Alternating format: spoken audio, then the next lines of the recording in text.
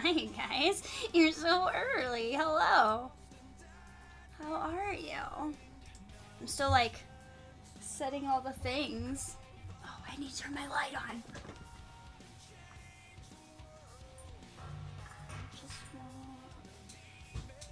There we go. Hopefully that's in the right place. Oh my goodness. How are you guys?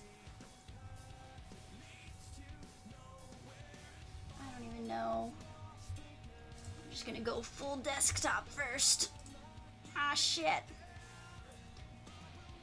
And hopefully everything's set up. It feels strange, like I haven't been on in like a week. So I'm like, I don't know if things are working and if I broke them all since just setting them up today.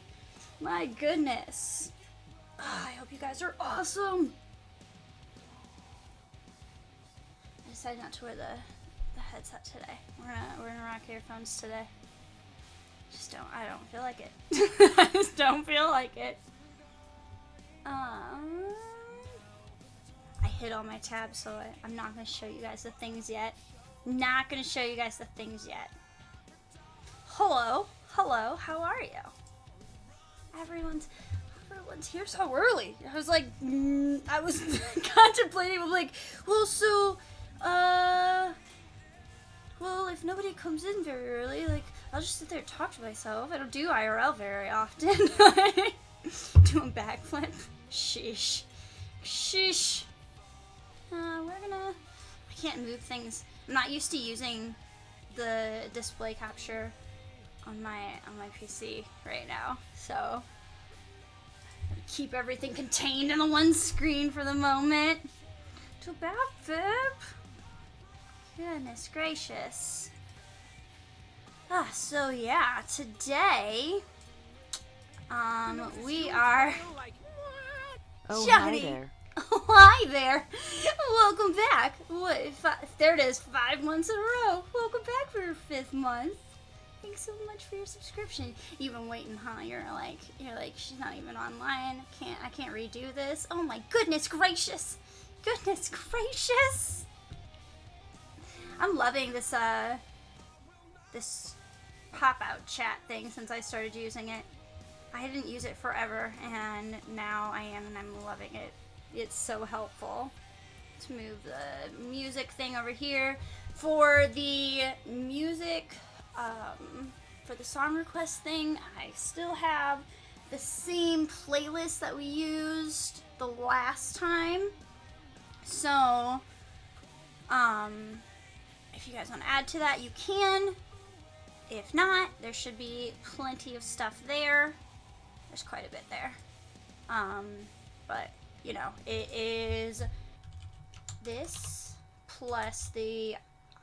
Oh wait, shit, I need to turn it on. Where is it? Fuck, where is it? I don't even know what I'm doing in my life anymore. I don't know how do you Twitch? Streaming? What is? There it is, maybe? There it is. So, plus the YouTube ID, so like the last bit of the link on YouTube. And yeah. Oh hi. You got the email like 3 hours after my live stream. You're like, oh, great. Good timing. Well, I'm glad that the Pizza Heart's back for you, and we didn't go weeks without an emote this time. So that's good. It's kind of nice. I'm glad to see it again. I'm glad it's on there again. I got the email that got approved like while I was on the plane or something. Yes, perfect timing. So good, so good. So yeah, I look at all this shit. Let's just take a glance, like front and back. I was like watching streams today and reminiscing on my trip and remembering all the things that we played or things that I saw. I watched a co-optional stream yesterday that had a couple extra like recommendations on it. Whoa, notes, I know. Well, at first it started off as like what we did Thursday, Friday, Saturday, Sunday, like that kind of thing. And then it went into all of the shit that I started hearing on, like, different, podcasts and stuff, and things that I either didn't get to play and I just saw, or things that I had, like business cards of things that I wanted to remember about. So some of them, like, probably like half of them, I didn't actually get to play. I am just, like, very intrigued by them. And then there's a bunch of them that I did get to play and I loved. And, like, if you're in the Discord, you probably saw a bunch of, like, the pictures and the recaps on there. But I figured I could at least show you guys through, like, Steam and the different games. And then, you know, it might be easier that way.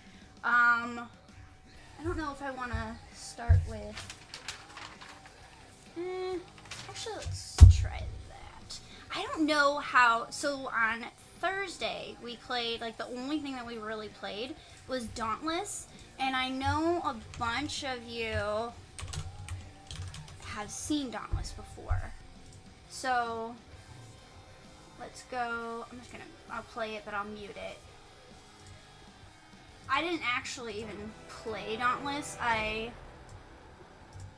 will just mute it. Fuck it.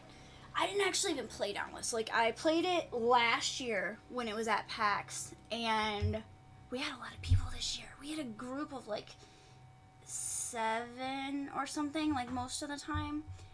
But when we went to go play Dauntless, we had 5, and it's a 4-player game. So I was like, I played it last year. I'm not too worried about it, you know? I wasn't a crazy huge fan of it.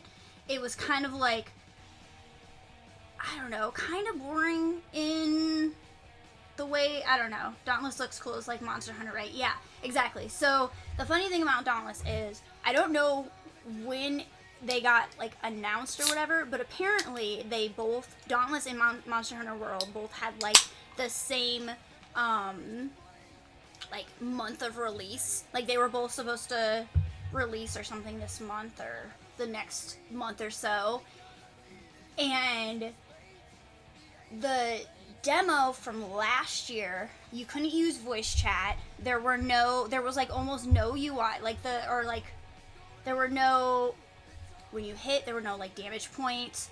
When you couldn't tell, like, a lot of the buttons you were using weren't labeled correctly. Like, it was very placeholdery.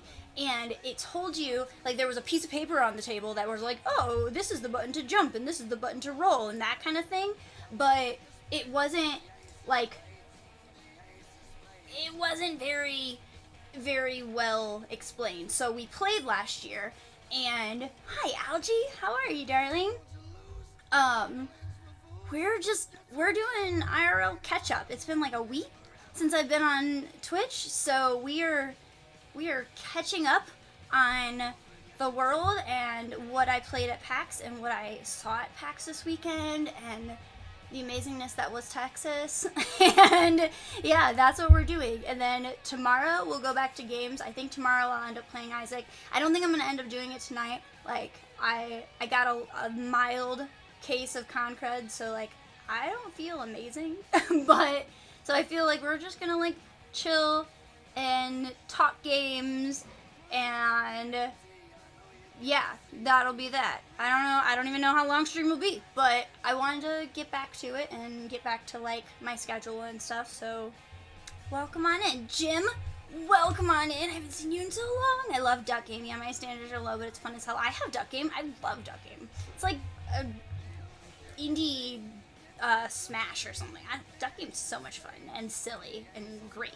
Your standards. Isaac Street, I'm trying something tonight. There's a mod that involves the viewers in your runs. I don't know if I like that. What is it? What is it? Like, how does it involve them? I'll let you know if it's fun. Okay. You can DM it to me if you want. I don't play things with mods. But Isaac's, like, pretty good at trying to screw you over all the time anyway, so I can't imagine trying to involve your fucking just... Speaking of Isaac. But yeah. What was I gonna say? I don't know how I feel about that. Nope, I don't know. Basically, you get to choose what items you find in some events. That seemed like a big mod. Oh, I'm gonna have to look at that. Yeah, definitely let me know how that goes. That's interesting. I haven't seen that before. You also have Duck Game? Oh my gosh, we could totally do a community Duck Game day. I have only played it like once or twice, but I think it's fun. I have a bunch of those random games. I have like, what is the free one? Brawlhalla, and, I felt like there was another one I had. Let's look.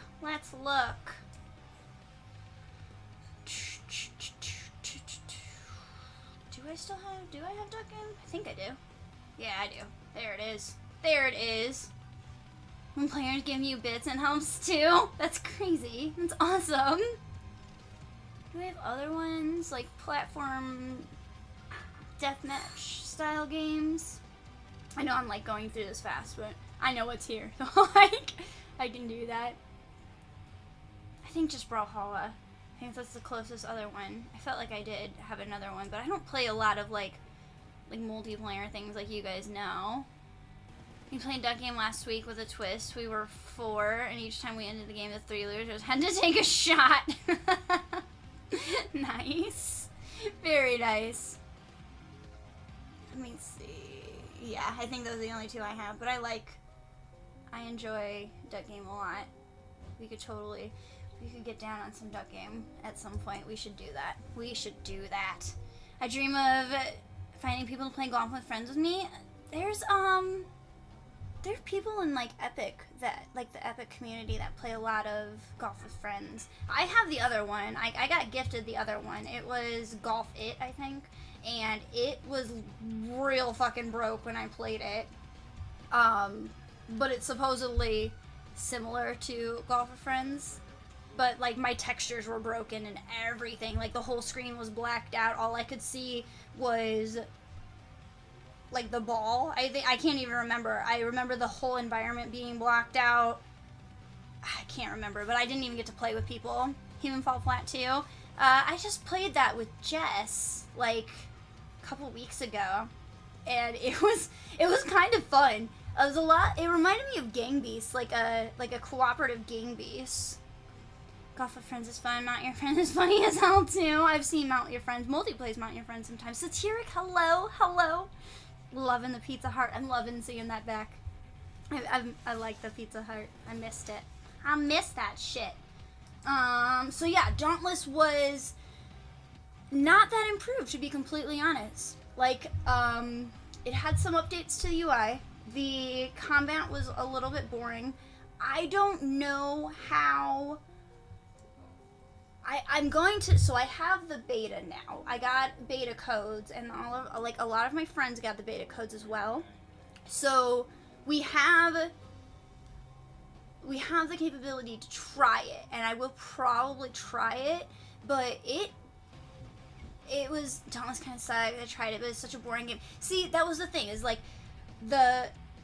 the demo last year ended after we waited in line for 45 minutes last year, and it ended after maybe 5 because of some random time limit, a revive. You have a certain amount of time to revive your friends or something, and we had no idea. Nobody explained it to us, and nobody knew the controls because those weren't explained, and there was nothing labeled on the UI and stuff, so we died super quick, and it was 45 minutes. So we were a little bad. So this year we're okay, well maybe it's been stepped up. We went in again. But yeah, the combat it looked boring. I kind of watched over shoulders so I could let people that hadn't played it try it out. But like you said, the hitboxes looked strange. The monster doesn't even really do anything with the environment. It didn't. There were pockets of where the monster could get regen health and stuff, but it kind of used it, but not really. It looked fun to me. Is it available for purchase? Purchase as far as Founders Pack? Yes. I think it's still technically in closed beta. Let me look at yeah, because my code is I ripped it up after I had an extra and I gave it to Cody. So yeah, it's still technically in closed beta, so I think you can only do the Founders Pack. I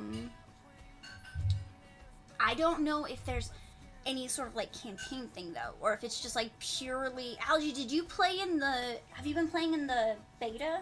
Kind of closed beta after like a day of signing up. See, I signed up last year after we played it, and it sent me, hey, join us on the battlefield and do this stuff, and then it was all like, you have to buy into it. So I don't know what happened, or maybe I just misunderstood it, and I've had codes all this time. No one, the world may never know.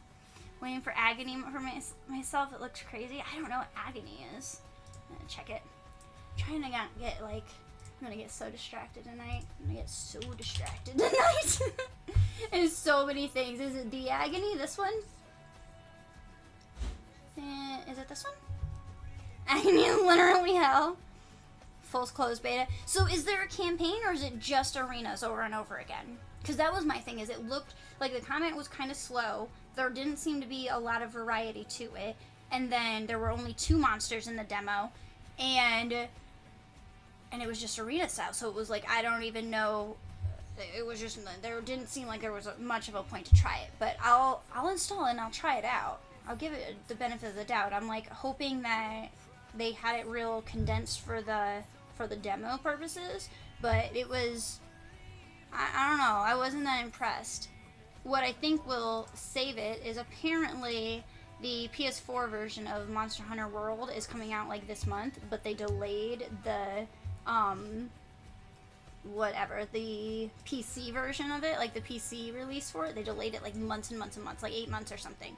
So people might get into Dauntless and like it might have a chance to survive for the next 8 months while Monster Hunter World starts out. We didn't play Monster Hunter World. The line for that was like 2.5 hours long. The booth was cool though. I don't know if you guys saw that. If you didn't, I will have to show you. I think I posted a picture of it. Where are you? There it is. Oh, shit. Get off of there. There we go. So that was the booth. That was pretty cool.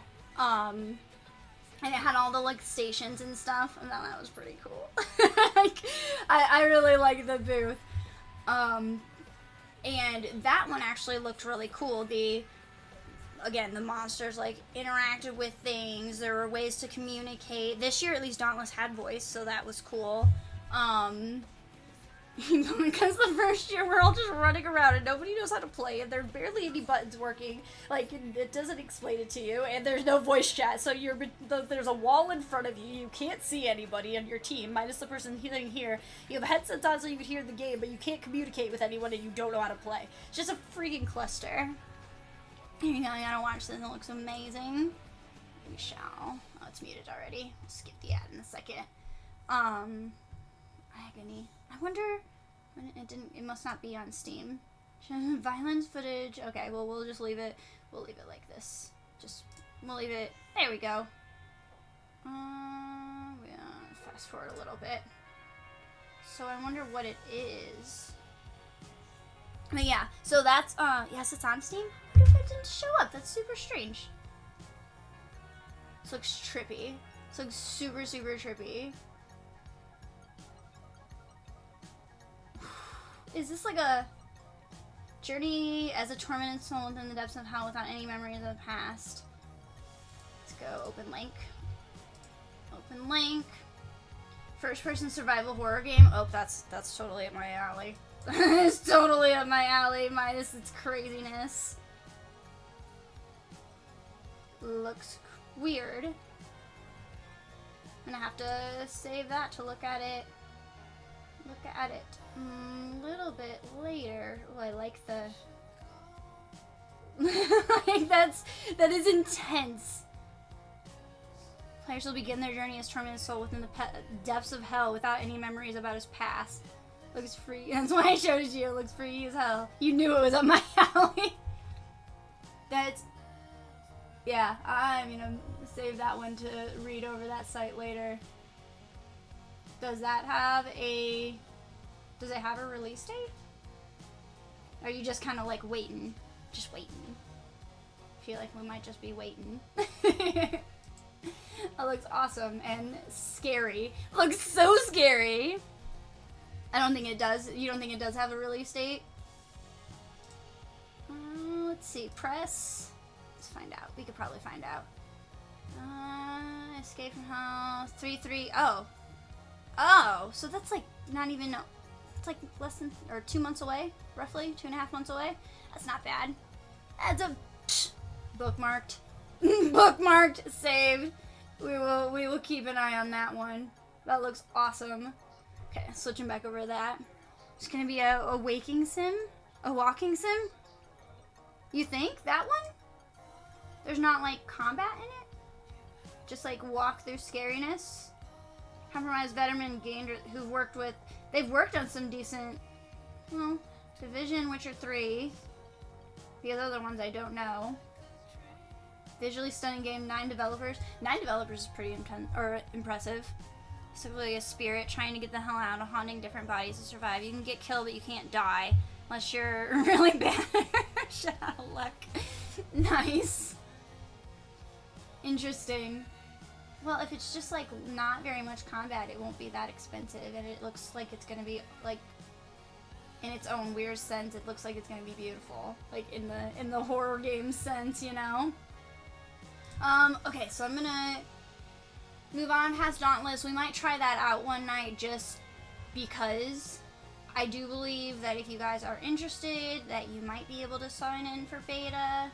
But playdauntless.com is the site if you want to check it out for yourself. I have no idea. We'll just go with that. I know that I have a code now, so we'll roll with that one. Switch out of that.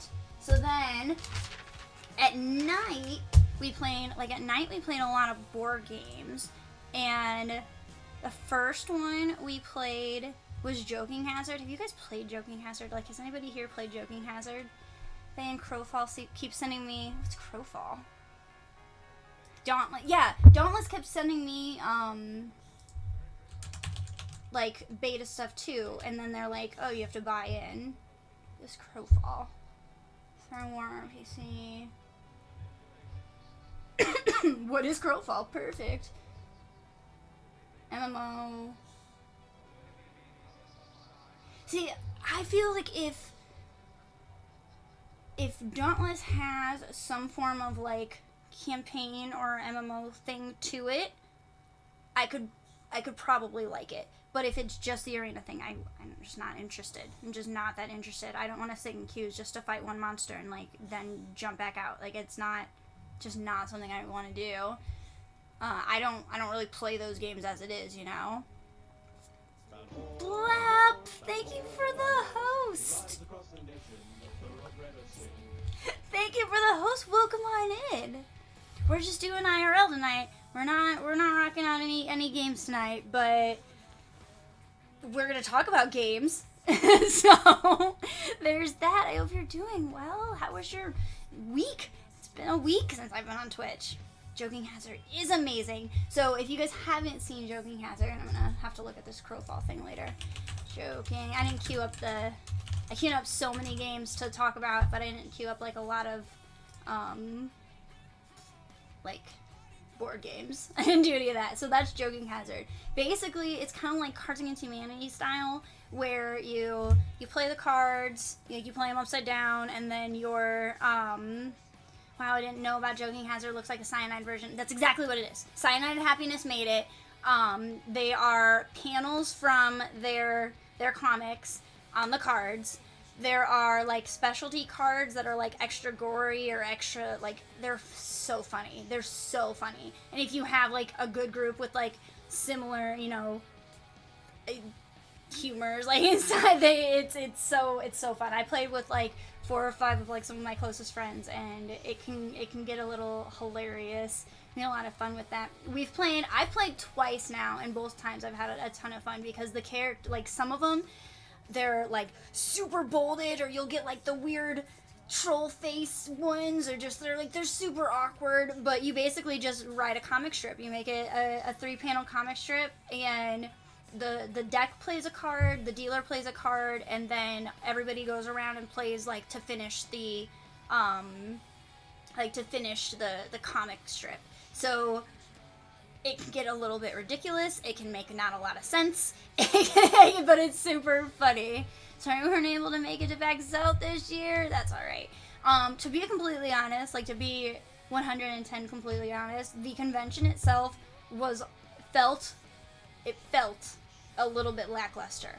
I have heard views on both sides of it, like why it may have felt that way or whether or not it was actually that way. I don't know either one.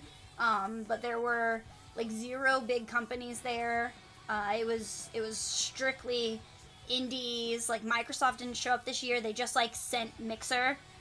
Like Mixer had a booth where their Mixer streamers can stream from it.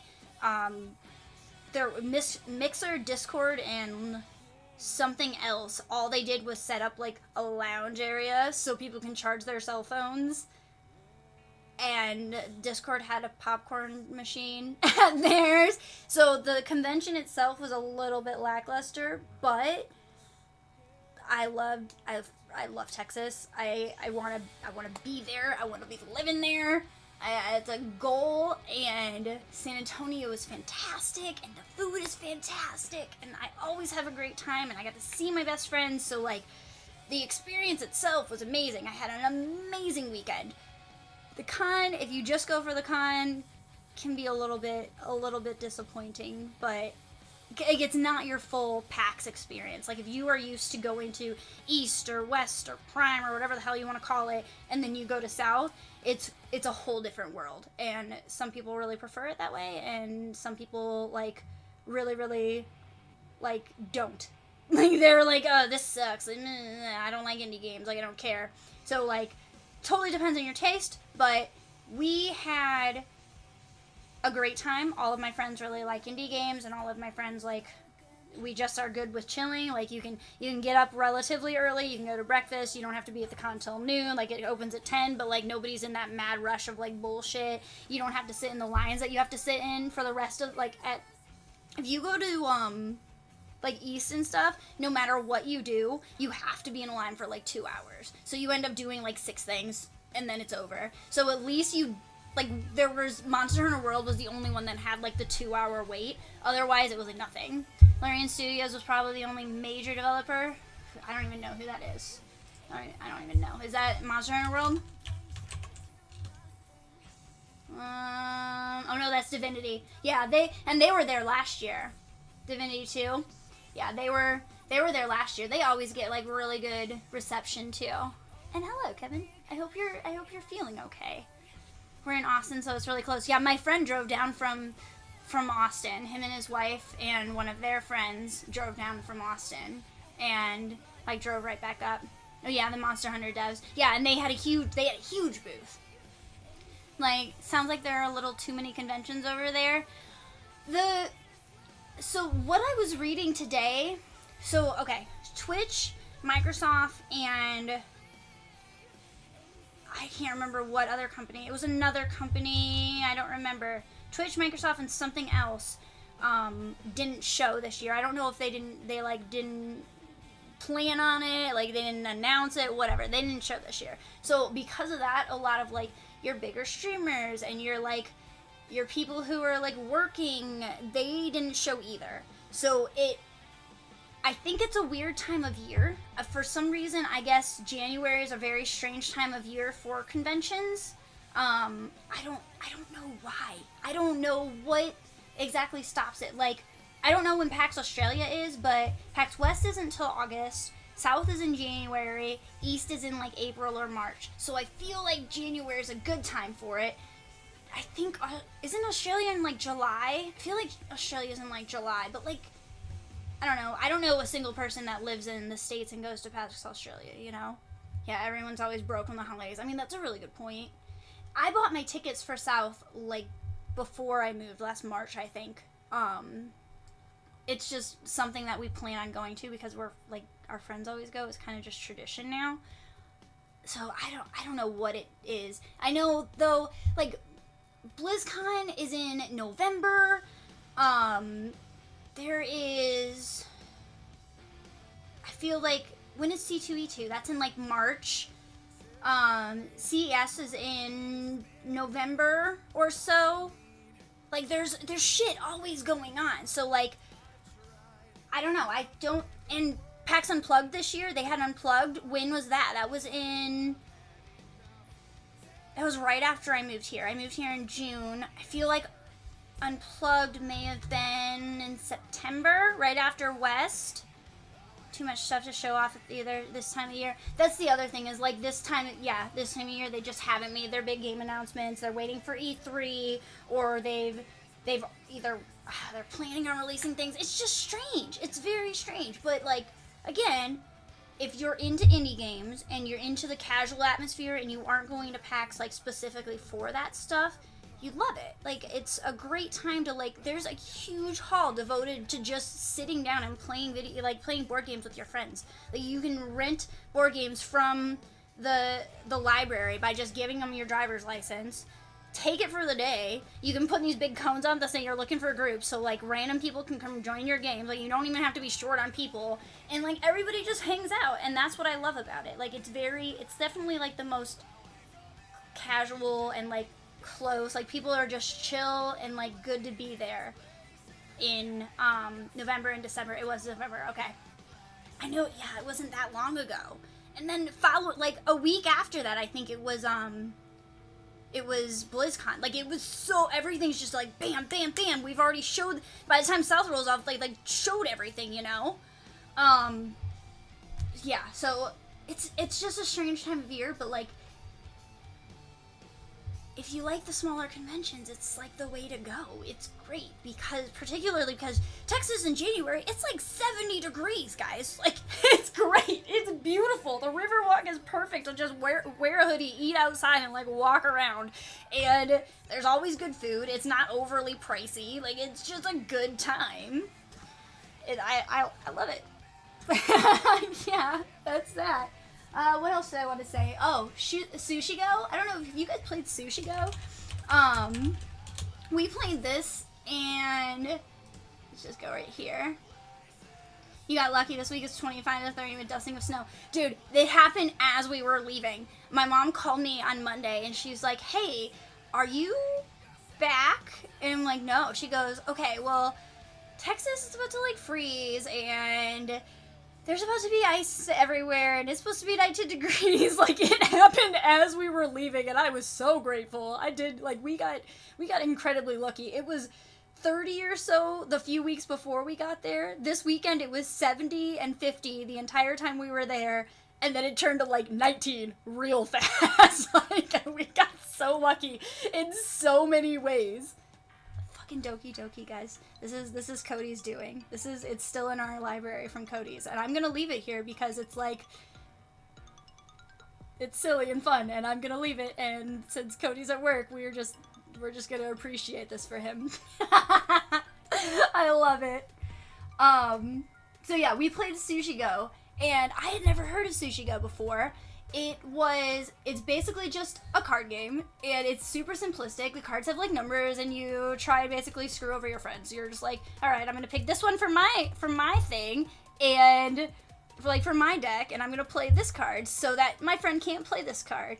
And I saw it in the PAX, like, schedule as one of the tournaments, and it was, like, most requested, like, attendees most requested, like, we're bringing this back year and year after, because people just really like playing it, and I didn't know what it was, and then we started playing it, and I'm like, this would be a ton of fun with randos. Like, I would play this at a tournament just for fucking kicks. But and the cards are adorable. If there are these pictures of the cards? I wonder if I can, like, zoom in on them. Can we zoom in on them? Medium, original. Let's do original. Nope. Login required. Can't do that. I don't know if you guys can see them. These aren't even actually the same cards that we saw when we did it. But it was silly and great. Yeah, Sushi Go is a good time, Deva. I expected you to know that one. Our friends with a kid really like Sushi Go and Exploding Kittens. I've only played Exploding Kittens, like, one time, and it was very half-assed. I would really like to try that one again, because I think it would be something that I would enjoy and have a lot of fun with, but the way that I was at, like, a party, and we had, like, basically split off in the groups, and the people I was playing with for Exploding Kittens, we didn't know how to play, so we didn't feel like learning. So we ended up like looking at the cards and like watching our friends play the board game that they were playing. Like, it was nothing. We didn't bother learning at all. So I definitely need to give that a shot. Thank you for the follow. Apparently I can't read it because the white screen in the background, but thank you and welcome. Guys, I'm close to 900, by the way. I'm pretty excited about that. The very first time my D&D group got together, we played Sushi Go. It's a fun intro for yeah. We played this. So our Thursday, basically, we got there, and we all got there at like noon or something. Went and checked into all of our hotels. Went and met for like salsa and margaritas and things. And then we went over to the Tower of Americas. I don't know if you guys know this, but the Tower of Americas is like the Space Needle in Seattle. Like, it's just a big tower in the city. Like, no big deal. But there's a bar in the Tower of Americas that does some happy hour thing. And they do it from like 4:30 to 7 on weekdays or something. We found it in the most random way. Like, we got it suggested to us from some server. And their food and drinks are incredible. Like, I had calamari and a pomegranate mojito, and our friends were drinking these Fiji fucking elderberry, I don't know what the hell, fleur-de-lis, that's what they were called. They were incredible. And like, the food's always fire. We ate there like 3 times last year when we went, and it's real cheap. You get so much food for like $30 or something. So we did that, and then we left, and like, we had all, by this time it was 7 p.m. My boyfriend and I had been up since like 3 because our flight was at like 5, or we had to be at our airport at like 5 a.m. So we were beat, and we went back and we played Sushi Go and Joking Hazard because they're like, you know, mild, like very low level mental. Like, you don't have to put a lot of thinking into it. So it was perfect for that. It was absolutely perfect for that. Yesterday we finally had snowstorm-ish weather for this winter, and the damn snow is still around for once, dude. We got like 6 inches today. It was beautiful. It was like the big, like puffy packing snow that's just like falling from the sky. I took pictures because our backyard has all these like mountains and hills in it, and with the snow in the trees and like on the branches and things, there's like this much snow on every branch. It looks like the leaves of the trees they're just full of snow, and it's all just grayscale. It's just like, you can see like a level of mountains, and like the sky's real gray, and the trees are all like real dark brown, and it's beautiful. So I'm a happy camper. Like, it waited for us to go home, and then just snowed. And I like sat here and I worked on stuff today, and I listened to some of the panels that I missed, and like random Twitch streams. And I just did work and stuff, and it was great. It was great. I loved having the snow falling while I was doing this. Very first time. It's almost 14 here now, so it's great weather. Oh goodness. What is it here?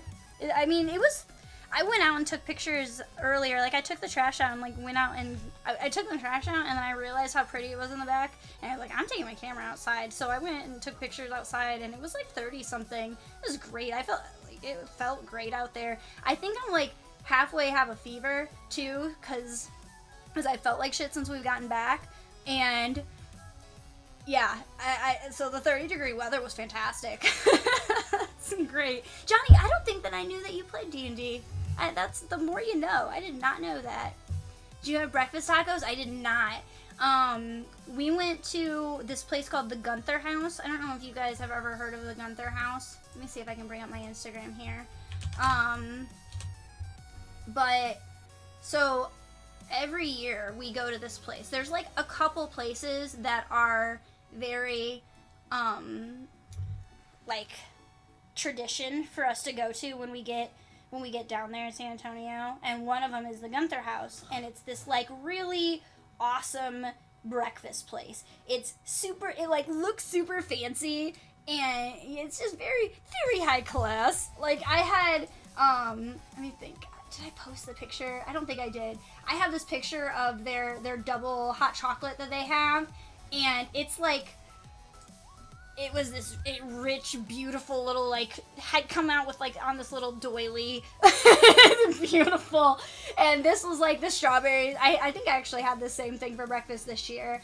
And we went to breakfast with 8 people. And almost 6 of them, I think, 6 of them got fucking chicken and waffles for breakfast. I don't know, but I got strawberry waffles, and this place is fantastic. It's what are they? They're like a mill. They're like a flour mill or something. So they make all of their baked things there, and everything's super, super fresh. So then Abaddon and I both each got a giant cinnamon roll, because we're planning ahead. Like, the cinnamon rolls there are like this big. They're like as big as your face, and they're amazing and can feed you for 3 days. And I'm like, all right, now I got breakfast for the entire rest of the trip. And then we had another place. It was like the Panaderia, La Panaderia, I think it was. Amazing. Like, the line was out the door, so the guy, like, the owner was walking through with, like, fresh croissants, and he was like, yeah, you can have a chocolate one, or a raisin one, or, like, a plain bread one. It was amazing. This place was fantastic, but we did not have breakfast tacos. I'm gonna have to do that. Hey there, Blue, welcome back. Hotshot, welcome back as well.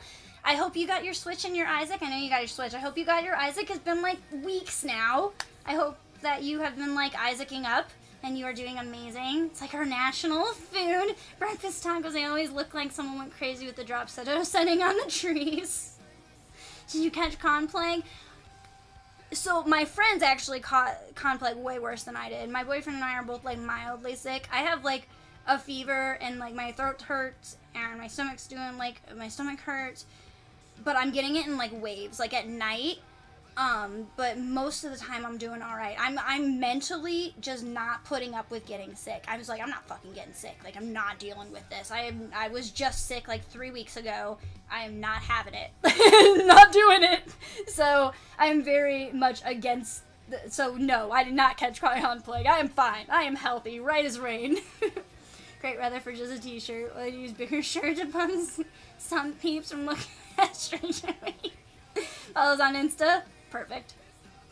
Cinnamon rolls. You guys know I have, like, a cinnamon roll, like, love. I love cinnamon. So cinnamon rolls are absolutely fantastic. Probably the minority, but the chicken and waffles was good, but overrated. I feel like, I probably shouldn't say this, but I feel like chicken and waffles in general is kind of overrated. Like, I just don't want chicken for breakfast. I don't. It's like fried food for breakfast. Just, like, my stomach is just, nah. I don't want to do all that. I like lighter food or, like, sweets, and I can't handle all that. Blep! There you are. Welcome on in, and thank you for your host. Never had chicken and waffles? Man, if you had chicken and waffles, I mean, you should definitely have it at Gunther House in San Antonio, but, like, you know, a lot of people love it. A lot of people absolutely love it and think it's the most fantastic thing. And, like, I've had chicken that has had, I think I had it at the fair this year or something. It had maple in the, like, in the breading, which was really good. It was really, really good. But chicken and waffles, like, together, it's just too much food for me. I can't handle all that. The flavor's good, but I just can't do it. Want to see more amazing breakfasts? Look up a place in Austin called Snooze. Alright, we're going to do that. Okay, I'm going to close Sushi Go because I talked about that. Larian talked about that. Joking Hazard. Crowthon, probably not going to be interested in, or I'll remember about it later. Agony Sting, open. Alright, we're going to look up Snooze. Just for kicks. Let's do images. Look at that shit. Oh, you can barely see it. Let's look up another one. This. That looks fantastic. That looks delicious. Anything goes for breakfast when you're not at home. At home, I skip it. See, I don't eat early either. I don't really wake up early, so eating early is just not a thing. But should have stayed with strawberry waffles. Strawberry waffles were fantastic, but you went right with that. You got that strawberry lemonade that looked fire. I was so jelly about that strawberry lemonade. Cinnamon pecan pancakes. Oh my god.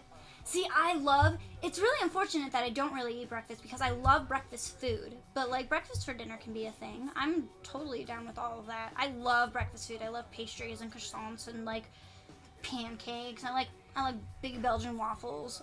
I love breakfast food. Egg sandwiches. Man, I really like breakfast food. But I just don't eat breakfast. Yeah, that was dope. That strawberry lemonade, it looked fantastic. Oh my god, look at that shit. Look at that shit. Oh my god, food. What are you guys doing to me?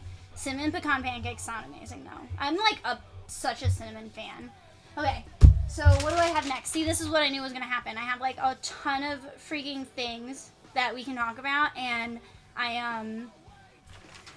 knew we'd get on a whole bunch of stuff. That's why I was like, I don't think we're gonna end up playing games today. So we'll play Isaac tomorrow. No Isaac yet.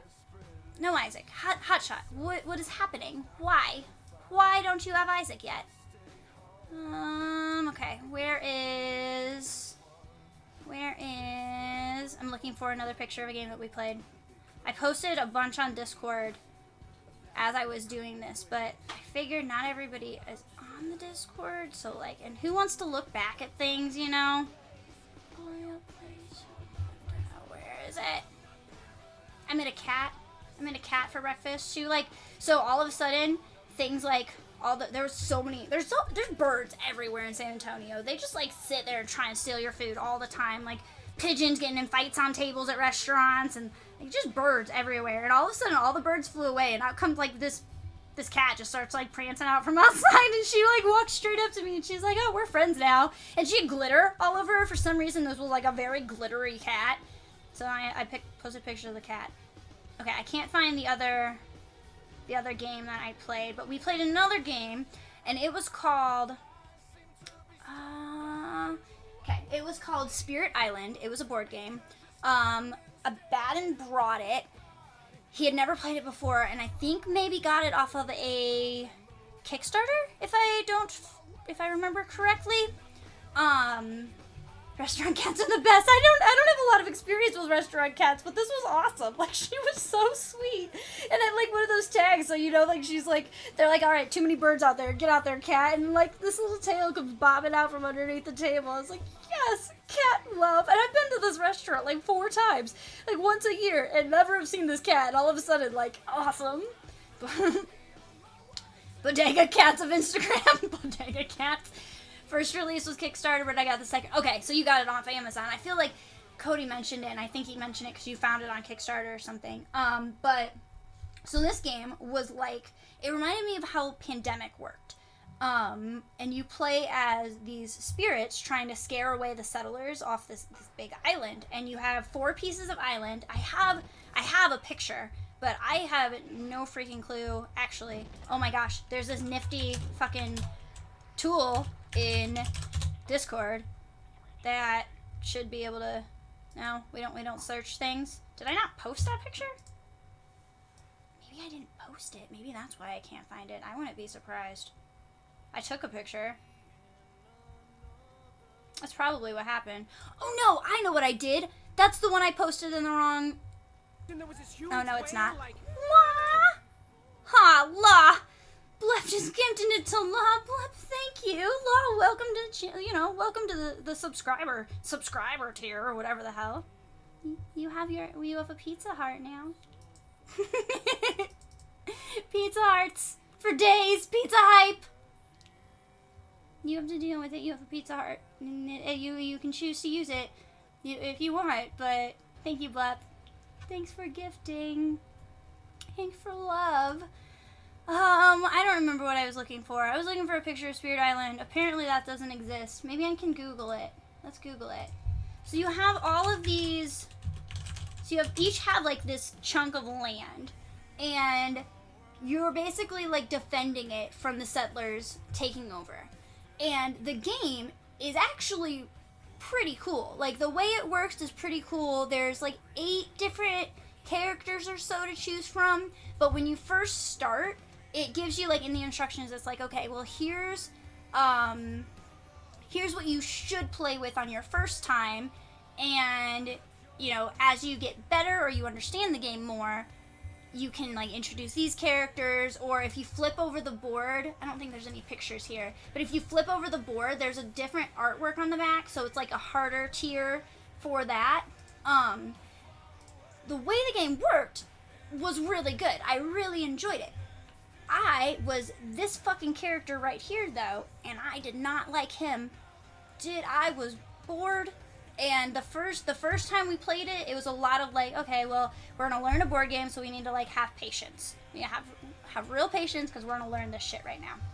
So like an hour or so goes by, and we start playing, and like, okay, we're learning, no big deal. We quit and we go eat, and we come back and we try it again. And by this point, we like understand it. We had a different friend join us. Like we subbed out friends so somebody else could try playing it. We got further. I don't think we actually ended up finishing it because the hall ended up closing by midnight and we got back too late. I don't think we ended up finishing it.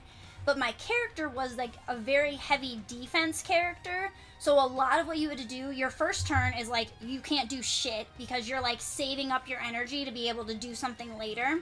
And then your second turn, like, you can kind of do something, but you're basically just saving your energy. Yeah, we didn't finish it. I didn't think so. Yeah, Earth Spirit was not your speed. So he was very slow to start doing things, but then when you could do something, all of a sudden you could do a lot of it.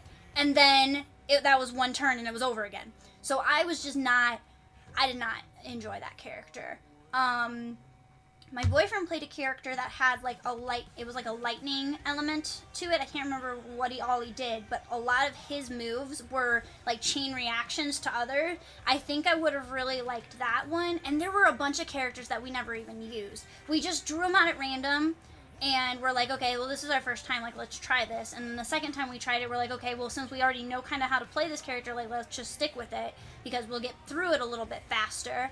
And then I was hoping that the first time we played, by the second time, I would, like, understand it more and be able to do a little bit more, and it wasn't just that he was a slow, like, character, but he was. He was a slow character, and I was just not feeling it. Plus, I was in a strange mood all that day, so I was just not, like, right in the head, like, for all of that.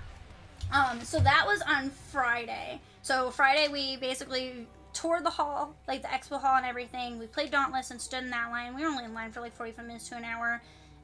We ate a bunch of food. I don't even remember what we ate that day. What did we eat that day? I don't remember. I don't feel like it was anything. I don't know. I don't know. And then we played Spirit Island twice to try that out. And then fucking Saturday, guys. We woke up and we got the Panaderia place for breakfast, which was absolutely delicious. And we're like, okay, D&D, it was Acquisitions Inc.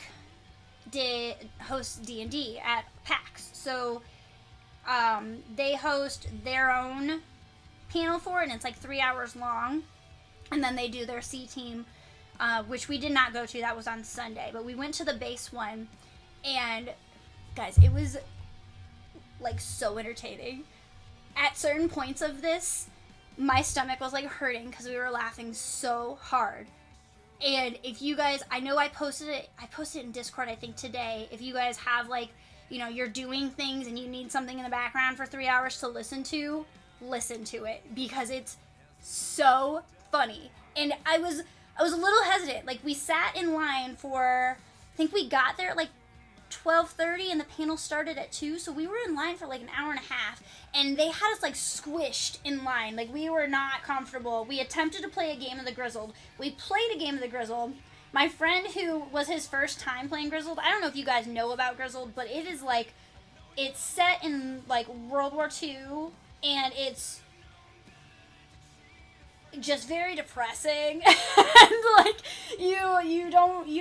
it's a mean game. It is mean to you the entire time you're playing. And there's all of these cards that like are your World War I, thank you.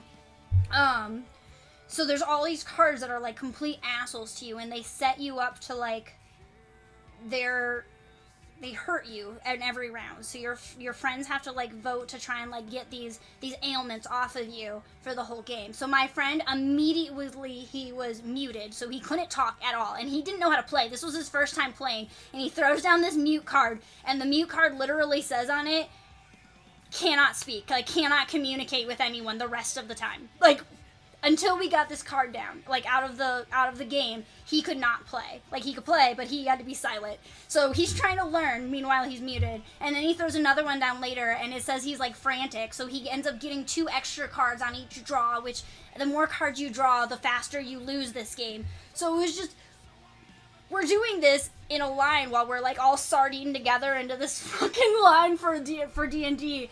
It was a trying hour and a half. Like, all of us were very uncomfortable and losing, like, getting our asses kicked by this fucking grizzled game. And then we get into the hall where D&D's going. You don't have cell phone service. You're like, you know, they're trying to pack as many people into the theater as you can. So you're sitting by strangers, and you're like, I mean, we were all sitting by our friends, but on each side of us, you know, there's strangers and people that, you know, do this and they can't fucking sit still, and people are just antsy and drive you crazy the whole time you're doing this.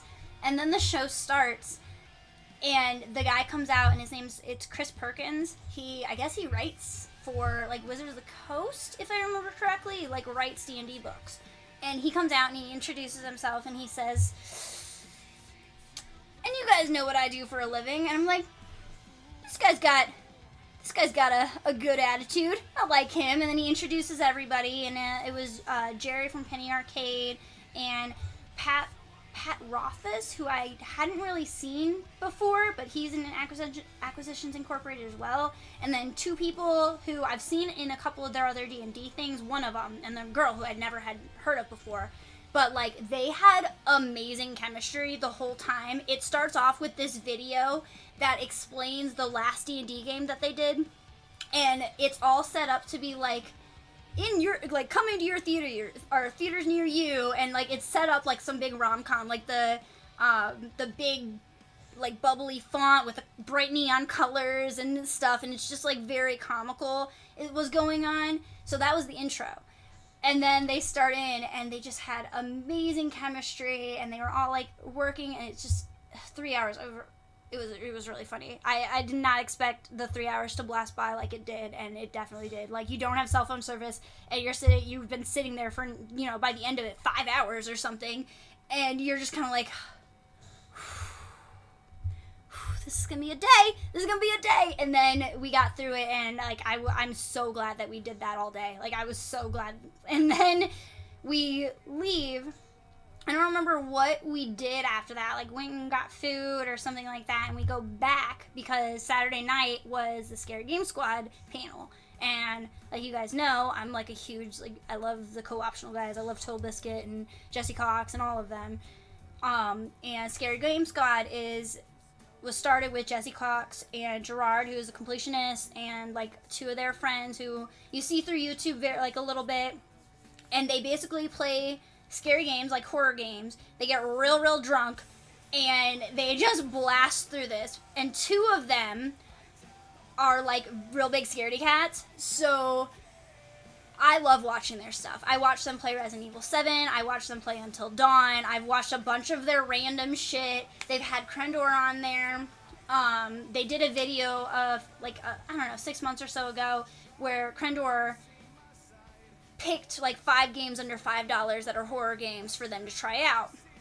And they're like, okay, let's try this. And if you guys look on YouTube for the Scary Game Squad stuff and you watch that one, they're all 3 really shitty horror games, and they're fucking hilarious to watch. And I mean, the videos are probably like an hour or so. I'd say they're like an hour or so per video. They usually do them in pieces, but that one was like a very small, like, let's try 3 game, boom, boom, boom. They're all, you know, real indie games and just shitty quality or whatever, and it's funny. So I didn't know how the panel was gonna go because I've never seen it. I didn't know how they were gonna be able to like fake scared or whatever on in front of a room full of people, you know, or what they were exactly, like, whether they were gonna talk about games or they were gonna play games or what they were gonna do. So I read the synopsis, and then it's like, oh well, we're gonna play a random terrible horror game, and we brought our good friend Evan Williams. So they had a bottle of Evan Williams, and they end up playing Detention, and it was just like watching one of their videos. It was an hour long, which was much too short for them. Like, the the line management was really, really poorly done. They all, like, they had us in line forever, and then they push us through the room, and the room doorway is like a normal room doorway. It's very small, and there's layers of people, like 4 people wide, trying to get through one fucking doorway into this room. It's like 500 people or something. So the whole process ends up taking until like 8:20 or something by the time we actually get everybody sat and like everybody starts. So they got cut a little bit short, but it was so funny. So I don't know how many panels you guys have gone to at conventions, but there's this weird like mentality among audiences at panels where like it's fine to like yell out and like just try and get noticed by the panelists. And like certain panels have it a little bit worse than others. Like certain panels, their audience are a little bit more annoying than others. This was one of them. This was definitely one of them, and we happened to get sat in the middle of the room, so we had like super annoying 12-year-olds directly in front of us, like a group of 5 of them who were incredibly mature, and then we had like super annoying 30 to 40-year-olds right behind us that were like immature and like yelling and screaming to the thing, like to the panels. So it was a little bit of a trial to get through the panel, but the actual content, if you guys go back and watch it on Twitch or anything, was great. It was hilarious, and they took 4 shots of Evan Williams in that 45 minutes they were actually live. I don't know how the hell they did that. Like, they didn't even have time to let the alcohol set into them before the panel was over, and they must have been, like, they went to Dave & Buster's or something afterwards. They were telling people to go, so they must have been hammered at that, but yeah, I don't know how the fuck they did 4 shots of fucking Evan Williams in 45 minutes, but they did, and it was hilarious. So more power to them. Never been into that since it's not big here yet. Never been into what? Yeah, D&D was a highlight of PAX for me. I'd say it was for me too. Like it was really fun. It was great. I'm so glad we got to watch it live too. Like just watching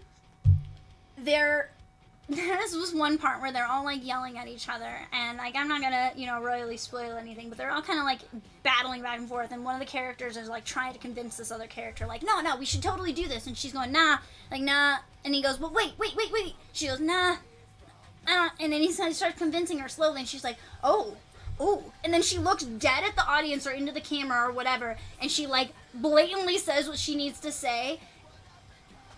And it was just so good. It was just so well timed, and it was so funny. And like, if I can find the timestamp on the video, I will find it just to show you guys that moment, because it's fucking great. It's great. It's absolutely great. Did we play anything Saturday night? Then we went back to the hotel and we split off into groups. And one group of 4 ended up playing The Shadows over Westminster. I know you guys have heard me talk about that before. It's basically it's a board game where you all play as, let's see if I can, you're all like secret agencies, like members, and you're trying to dispel like the darkness over the world, and the cataclysm is coming, and the monster is about to raise from the deep, and he's going to emerge out of the darkness, and basically your investigators are trying to like get the darkness all gone. And it's a fun game. Oh my god, I keep trying to look at these pictures, and you have to sign into the stupid, I just want to see the pictures. Why do I have to sign in to see the pictures? I could see the pictures right here. Panel's not a big fan of them. Comic-Con is just getting big last 5 years. Her name changed. Panels are weird. I love some. I have been to some amazing panels. The first year PAX South was there. We went to some really fun Gearbox ones. I've been to some really good ones at Gen Con. But I've also been to ones where I've been really excited over the content, and the panelists themselves suck.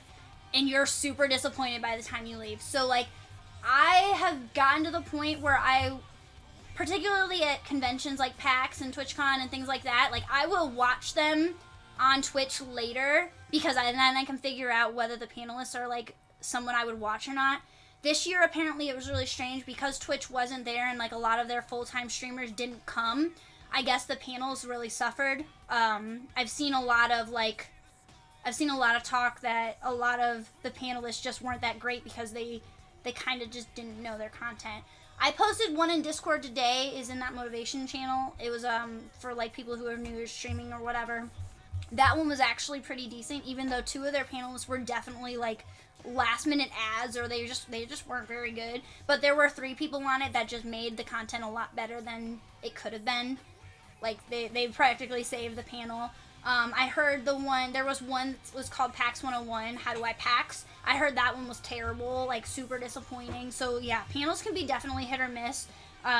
You have to get used to being one of the people who, after 10 minutes, if you don't like what's going on, you leave. Like, I'm not someone who would ever, it always used to make me nervous. Or, like, I would laugh, like, I'd be in class or something, and, like, somebody would get up to leave early or something, and the teacher would be like, oh, listen, this fucker, like, what, am I boring you? Like, calling him out or whatever. And I've been to some panels where they've done that, too, and it's, like, nerve-wracking to me. But now, I've been to so many that are, like, not, they just aren't fantastic, that I'm kind of fine with it now, Like, I can see why you wouldn't be a big thing. They're a great thing to watch later, though. Like, I like watching them on Twitch or on YouTube, or see many on YouTube and comparing. We have a long way to go here. There's a long way to go, probably, for a lot of conventions. Indie has Wizard World that they've done, and that convention's not great. Like, that one needs help. That one needs a lot of help, but they also have Gen Con, so, like, how do you compare a brand new Wizard World convention to Gen Con that's been there 50 years now, or 100 years, or whatever the hell? I think it was like 50 years, wasn't the 50th anniversary this year? So, like, you kind of can't compare the two. So, yeah, whatever. Okay, so, yeah, we played Shadow over Westminster. They played that on Saturday. Meanwhile, me and Abaddon and one of our friends played Love Letter, and it was, like, the Archer version of Love Letter, and that's another one of those games where, like, you have cards, and you're basically just trying to, like, screw over people that you're playing with. So you, like, yeah, 50 was the last one. I knew it was the anniversary. I thought it was 50 last year. Man, it's so strange to me. I think my first Gen Con was, like, 40, 44, 45. Like, that's super weird that I've been to that many of them. So you are basically, like, trying, it's kind of like Go Fish or something. Like, you're trying to guess the other people's cards that are in their hands, and, like, if you do that, they're out of the round, and you're basically trying to knock them out of the round. We played quite a few rounds of that in, like, a very, chill atmosphere, so that was cool. And by then we were beat. Like, we sat at D&D all day, and we sat at Scary Game Squad all day. We had, like, a very mediocre dinner that night, and went back and played these games, and, like, we were beat by the end of the day. So Sunday we got up, and what did we do Sunday? We were going to play Monster Hunter World, but by the time we got there, it was another 2.5 hour wait. Plus, I wasn't arena games, man. I'm just not that into them. So we didn't end up playing that because it was a big thing. So I don't remember what we ended up actually doing, but we ended up leaving eventually for lunch. We went and got sushi, and then part of our group split off and went to the Alamo and did some stuff, and my boyfriend and I went back to the convention, and let me try and find it. I played a lot of indie games. This is pretty much when I played all of my indie games. So the first one that I played was, where is it? There it is. Graveyard Keeper. And we're gonna do this for a moment. I'm gonna pause that. Graveyard Keeper was, oh yeah, that's what we did after. Okay, we'll talk about those next too. So Graveyard Keeper, I start playing it, and, like, it's at the Tiny Build booth, which you guys know I love Tiny Build games. I have so much fun with the Tiny Build games. I love Party Hard. I love speedrunners. I didn't really like Hello Neighbor, but whatever. Like, everybody has that. Your wish list is long. I added a bunch of stuff to it, too. So, like, recently. Like, I added all of that City Skylines stuff the other day, and I added a bunch of stuff from PAX, like, today. So, yeah, it is now. But it's mostly like a watch list. That's how I figure my Steam is, like a watch list. You wait for things to go on sale, and that way you know when they go on sale to buy them. So I start playing this game, and you start it, and it's like, I'll just leave it like this. It's kind of like, whatever. And I start going through it, and there's this little skull, like, following me around, and he's, like, bouncing around, and he's, like, trying to teach me things.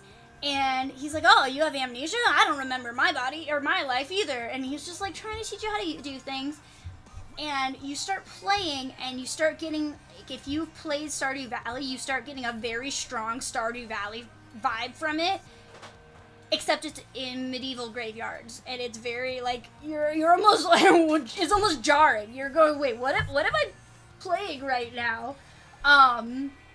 So I continue to play it, and the music's so chill, and it's very, like, Diablo-esque music, and I didn't know whether I was expecting combat, like, Diablo style, or if I was expecting nothing, like Stardew Valley. I don't really know.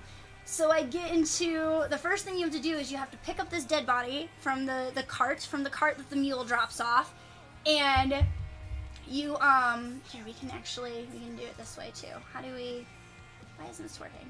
Usually it shows up, there it is. So you have to pick up, this mule, like, drops off this dead body, and you can't see it because my big face in the way, oh well. It was on earlier. Why is it not loading, too? All of a sudden, the internet's acting like shit. Alright, we're not going to do that. I don't know what's going on with the internet all of a sudden. Full screen does not want to have it. So you take this body into the morgue or something, and you have to, like, cut the pieces out that you would use for magical potions, or you would use for various things that you're doing, and then you have to go bury it, and then you have to repair the graveyards, and then you have to, like, decorate the graves and get blueprints for this, and there's a town somewhere, and I didn't get that far. I played for like a half hour though, and I had a great time. I want this game. I think I would love this game. I like the darkness to it, and I read the stupid, you see if I still have the thing in here. I read the stupid business card afterwards because I'm like, I don't know whether I'm supposed to be expecting combat, or if I haven't gotten that far in the demo, or if I'm supposed to be expecting Stardew Valley. Like, what's happening? And it literally says, the most inaccurate medieval cemetery management sim of 2018. So, Stardew Valley, basically, in medieval cemeteries, and I think it's freaking hilarious. So, that's a tiny build game that will be out later this year. I didn't get a release date from it. This thing is saying 2018. I'm going to play it at some point. I think it's going to be hilarious. So that was what I went off and did. We also, like, okay, so Abaddon mentioned we did, where did I write that? Swords of Ditto, which was, the art style was like Battle Block Theater meets like Scribble Knots. It was super cute. We watched it a couple times in the days beforehand, and it was really, really cute. But the play style was like old school Zelda. Where are you? I need to... Reorganizing wish lists on Steam is the worst system I've ever seen in my life. So I don't fuck around with reorganizing this thing. So this is Swords of Ditto. Let's see if full screen works. Let's give it a moment. We're gonna just pause it for a moment and see if it works. I don't think it's going to. What the hell? All of a sudden my internet's shit. See if this is adorable.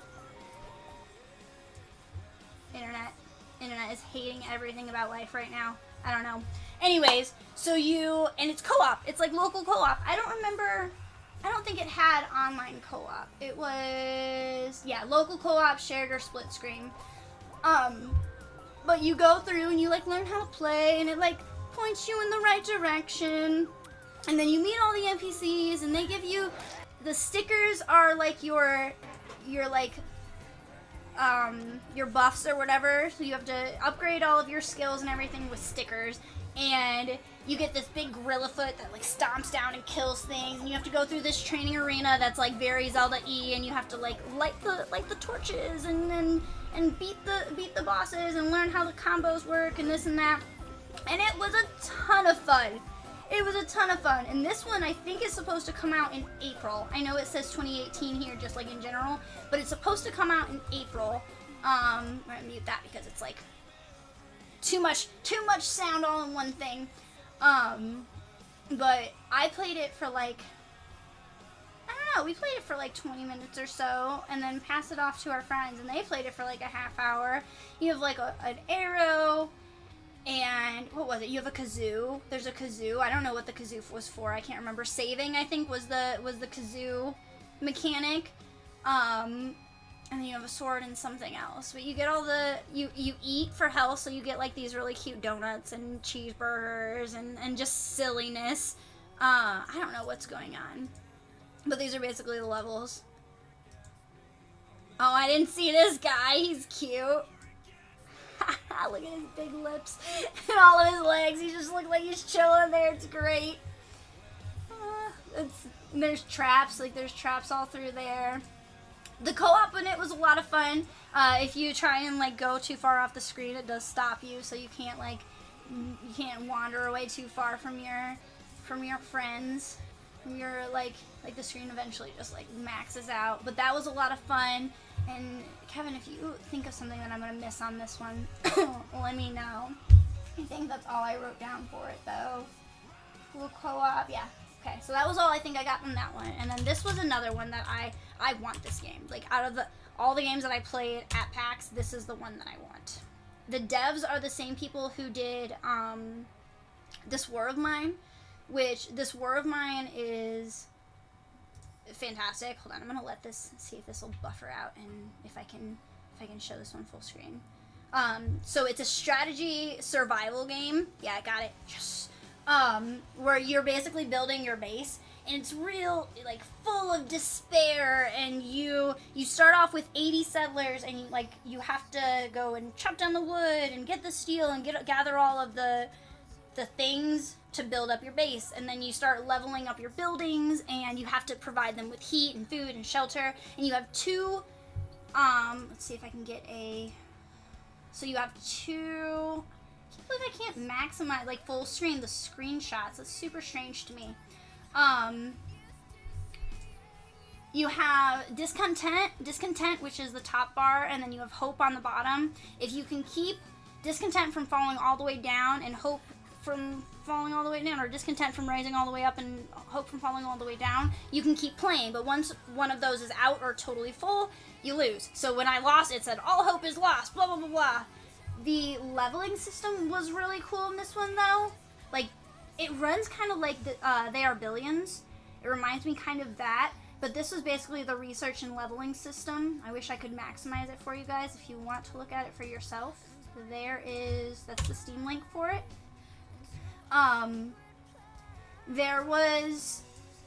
It was hard. Like, it was difficult. Evidon and I played on one game, like, trying to figure it out together, and then he went off and played on his own, and, like, played for, like, a while, and went much further than I did. And then my boyfriend was over on another computer, and he basically was trying to kill them by the end of it, because he was, like, we had been standing there for a really long time. So he put a fighting arena in there, and then for some reason their hopes shot up. Like, they were really excited about having a fighting arena.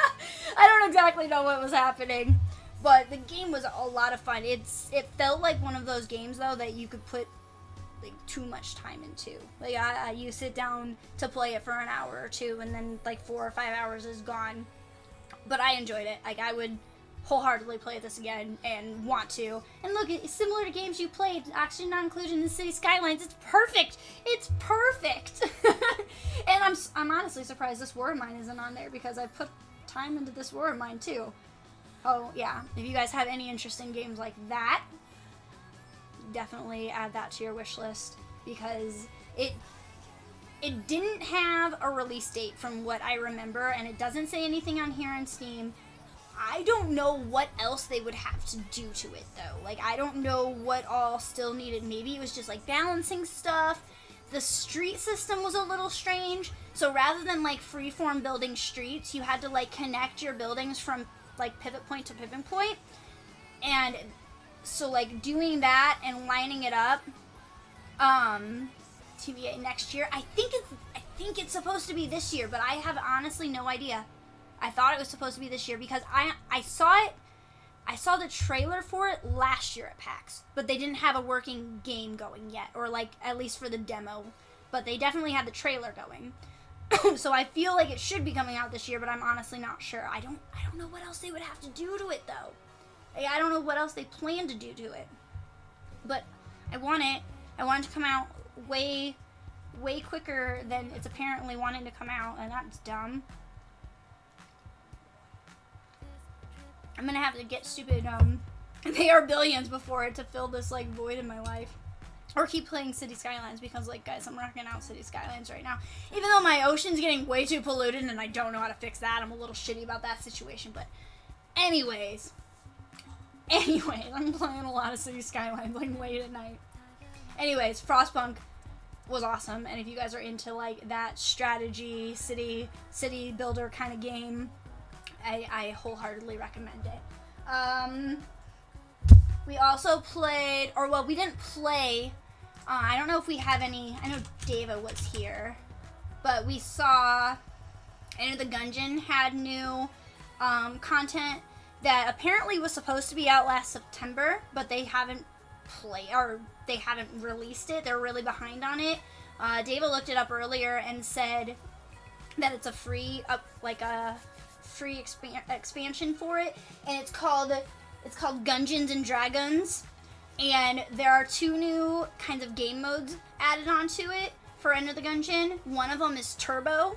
It plays the game at double speed, so if Gungeon wasn't difficult enough for you, now you can be an extra pro player and, like, play it at double speed. Nope. Fuck. Nope. Nope. Nope. Nope. And I told the dev, at least the Devolver guy, I was like, nope. That game's way too fucking hard. And he said, well, for the people that think Gungeon is too hard, we also added, they're doing, this game, I've seen another streamer playing it most of last year. Gungeon's great. Gungeon is a lot of fun, and the guns are really fun, and it's fun. But I can't get past, like, the first level.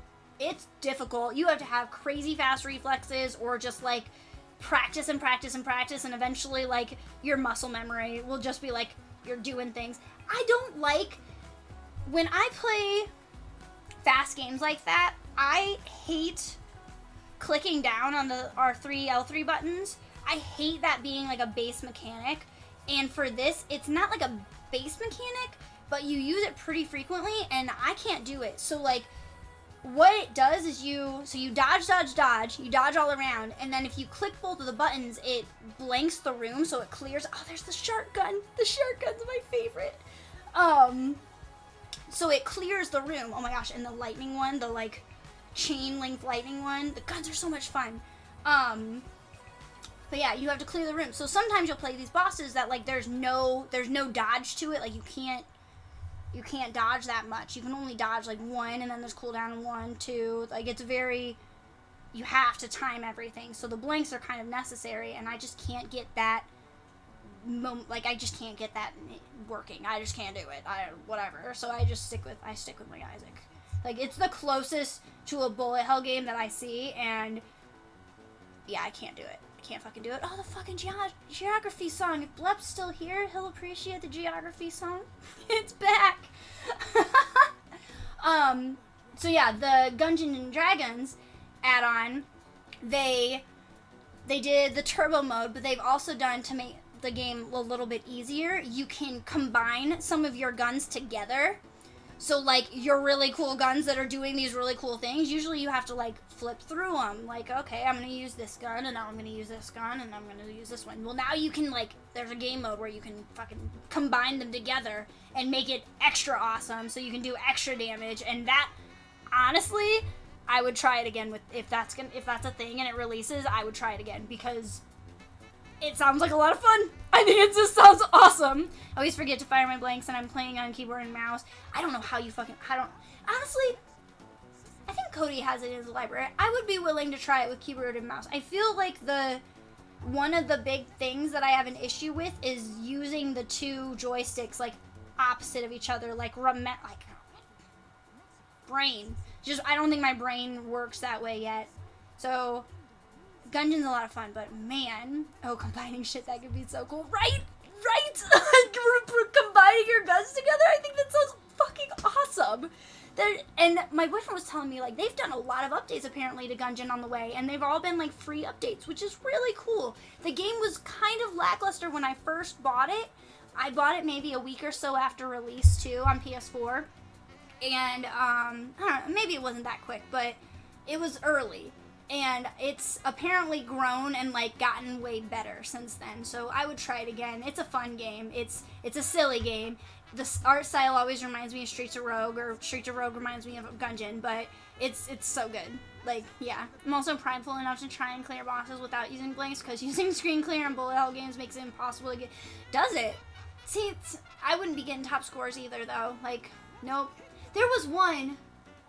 Oh, I think we're still going to talk about that game. Okay, I'm going to move to another one. Oh my god, I have so many. Mostly done that in small and Torchlight. I don't think I've played Torchlight. I feel like I've watched a little bit of Torchlight 2, maybe? I don't think I've played it, though. I love the idea of combining the guns. I think that sounds awesome. Okay, what's next? Oh. So, this one, I didn't actually see this one at PAX, but it was recommended in a video I was watching yesterday. It's called Deep Sky Derelicts. It was apparently, so, like, top 3 recommendations for indie games. This was one of them. It plays a lot like Darkest Dungeon. It's like the RPG turn-based kind of mechanics. Kind of has like a comic book feel. The description of it says retro-futuristic comic book aesthetic. Roguelike. Sounds annoying, whatever. But there was, so you're playing, I think, in space. And you're going between... Yeah, alien ships. So these broken down, like abandoned, they've been taken over by raiders, kind of alien ships, and you're going through those with your team, like trying to clear them out. And apparently it's supposed to be very, like, not forgiving, like Darkest Dungeon is. There's a dystopian future, build and control your squad. So if you like Darkest Dungeon, this would be kind of right up your alley. The only thing that I've heard, like, bad about it is it's been in early access for a while.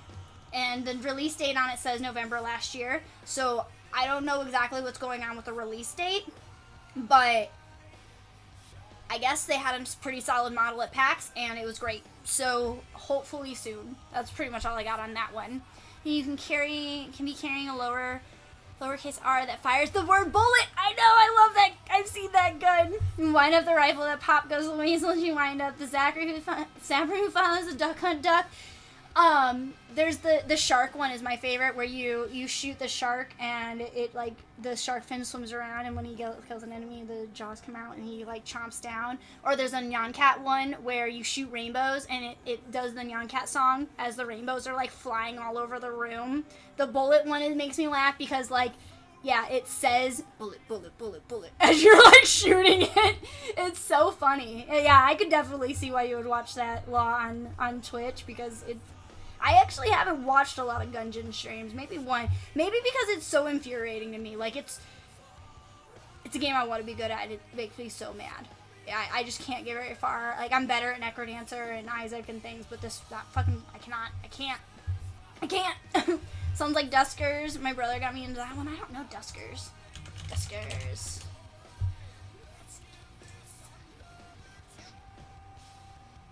What are you? Strategy, sci-fi. I would skip through to gameplay, but... Ooh. Interesting. Oh, and it says I would like it because I like FTL. I do like FTL. We're gonna add this to wish list to look into a little bit more later. I think that I would enjoy this. I've never heard of this one. Thanks for the recommendation, Law. Thanks to Law's brother for the recommendation. What else did I have? So I wrote early access, alien spaceships. Okay, Deep Sky Derelicts was it. I got through the first half of the page, guys. Alright, so this next one is another one that I saw. Actually, no, we'll stick with, I'm going to go in order or else I'm going to forget things. So this was another one that was on the recommendation list. It's either called Yik or Y2K. But it is, so I'll just read you guys the description at the bottom just in case it's like this crazy bright screen you can't see it. But turn-based Japanese-style RPG set in the 1990s about 8 strangers, a mysterious woman who vanishes in an elevator into the supernatural. So it's very, like, Japanese style, right? But I guess this lady goes, you go into this elevator, the lady vanishes into some, like, supernatural world or something like that. And the beginning starts off a little weird and slow, right? Like, you can tell from the art and everything else that it's a little weird. Like, it's just a very strange kind of game. And so you're playing it or whatever, and then I guess after the like, kind of strange beginning to it, you drop into what is this, and the game just fucks with you. It's like breaking the fourth wall the whole time, trying to, like, mess with your brain. You're thinking one thing's going on, and then it's not. That lady had buttons for eyes. Like, it's supposedly a ton of fun. It's been in development for, like, I don't know, a year or so. Like, I guess the original release date for it was, like, late last year, and they didn't bring anything out for it. They didn't do any updates. They didn't do anything. But I guess the demo they had at PAX was working really, really well. It's supposed to be out in April. Dodger said she's been following it for a while because it's totally up, like, Dodger's alley, like, co-optional again. That was the video I watched, so, like, that's why that keeps coming up. So it should be out soon. She says she's been watching it for a while, and I'm intrigued. It looks weird as fuck, but it looks like it could be a lot of fun. And if it's a game that breaks the fourth wall and, like, messes with your head like that, I would try it. Like, specifically just for, like, concepts on story. I would try it just because of that. Like, even if it's a really strange game. But, like, look how many different game elements. There's, like, 18,000 mechanics in this. Mini games and all sorts of weird shit. So that'll come out next year, and I'm crazy curious about it. That was really strange. I, like, looked up and the lyrics for the video were on my OBS, and I was like, I thought this was the game in that screen, and I just got real thrown off. I was like, what is happening? Why does it know what song I'm playing? It threw me off. So if you guys wanted to look at that one, I'm going to put that right here. That's that one.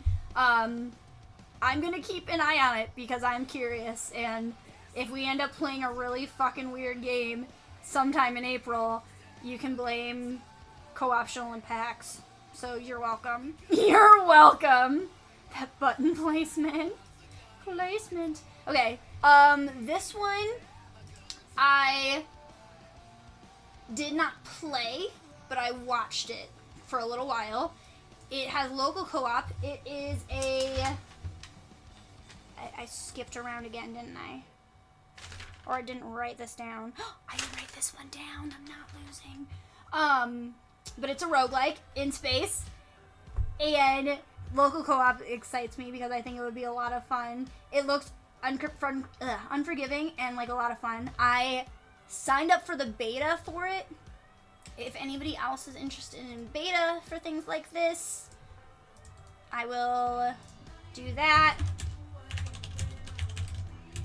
I grabbed the card from it just so that it was the end of Sunday when I finally found this one, so some of these I didn't have any time to play. We just, like, went by and they're like, hey, yeah, if you're interested, like, sign up for the beta, and they give you their business card or whatever. So that's what that one, I found it on my way out. But roguelikes are cool, and space is cool, so let's fucking try that. It kind of, there's an airplane, what is that one airplane game that we played at LAN? Where is it? Da, da, da, da. What is that game? Maybe I uninstalled it. There's some weird airplane game that I've played that reminds me of that one, but that one's in space and, like, set in the future, and it looks a lot smoother than the airplane game. And now it's a free-to-play fucking airplane game too.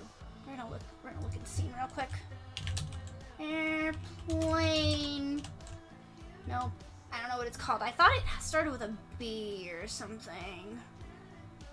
What do we have? Might look into that one. Asteroid Exploit Last Encounter. Yep. The last link that lastencounter.com is where the beta sign up is.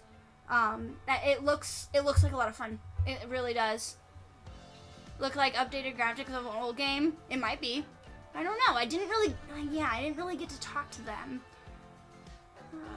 Where the fuck is the... Now I have no idea. I don't even know what that was remotely called.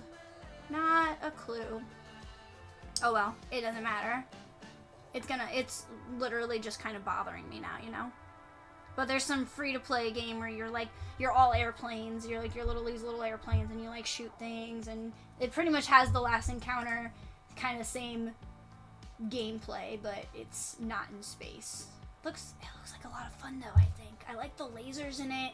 I like the color schemes and the levels. I like that you can play with friends. Like, I think it looks great. Seem very basic in the 90s and newer today, like this. What is the next one? Oh yeah, I didn't even leave that one. Okay, this was another one that I found.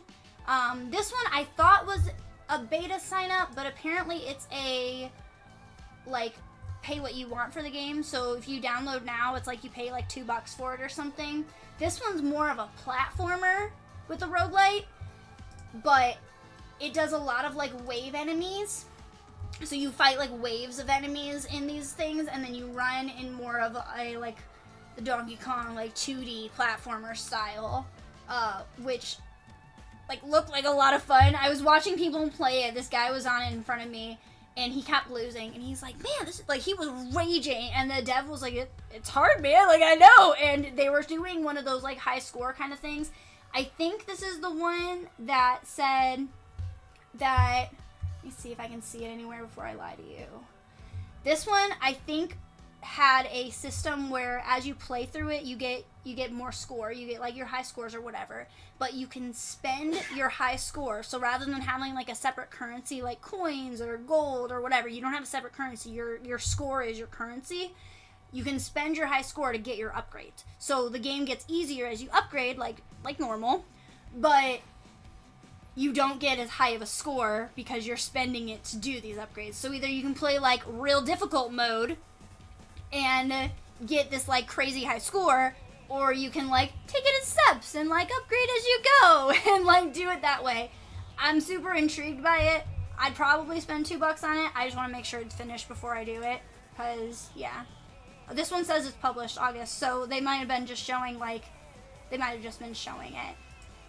I don't know if you guys have seen also, while we're on the platformer spacey kind of games, this game has been at PAX the past few. It was at PAX East 2 years ago when I went, PAX South last year, and then again this year at PAX South. Finally came out. It says early access. Oh, I thought it finally came out.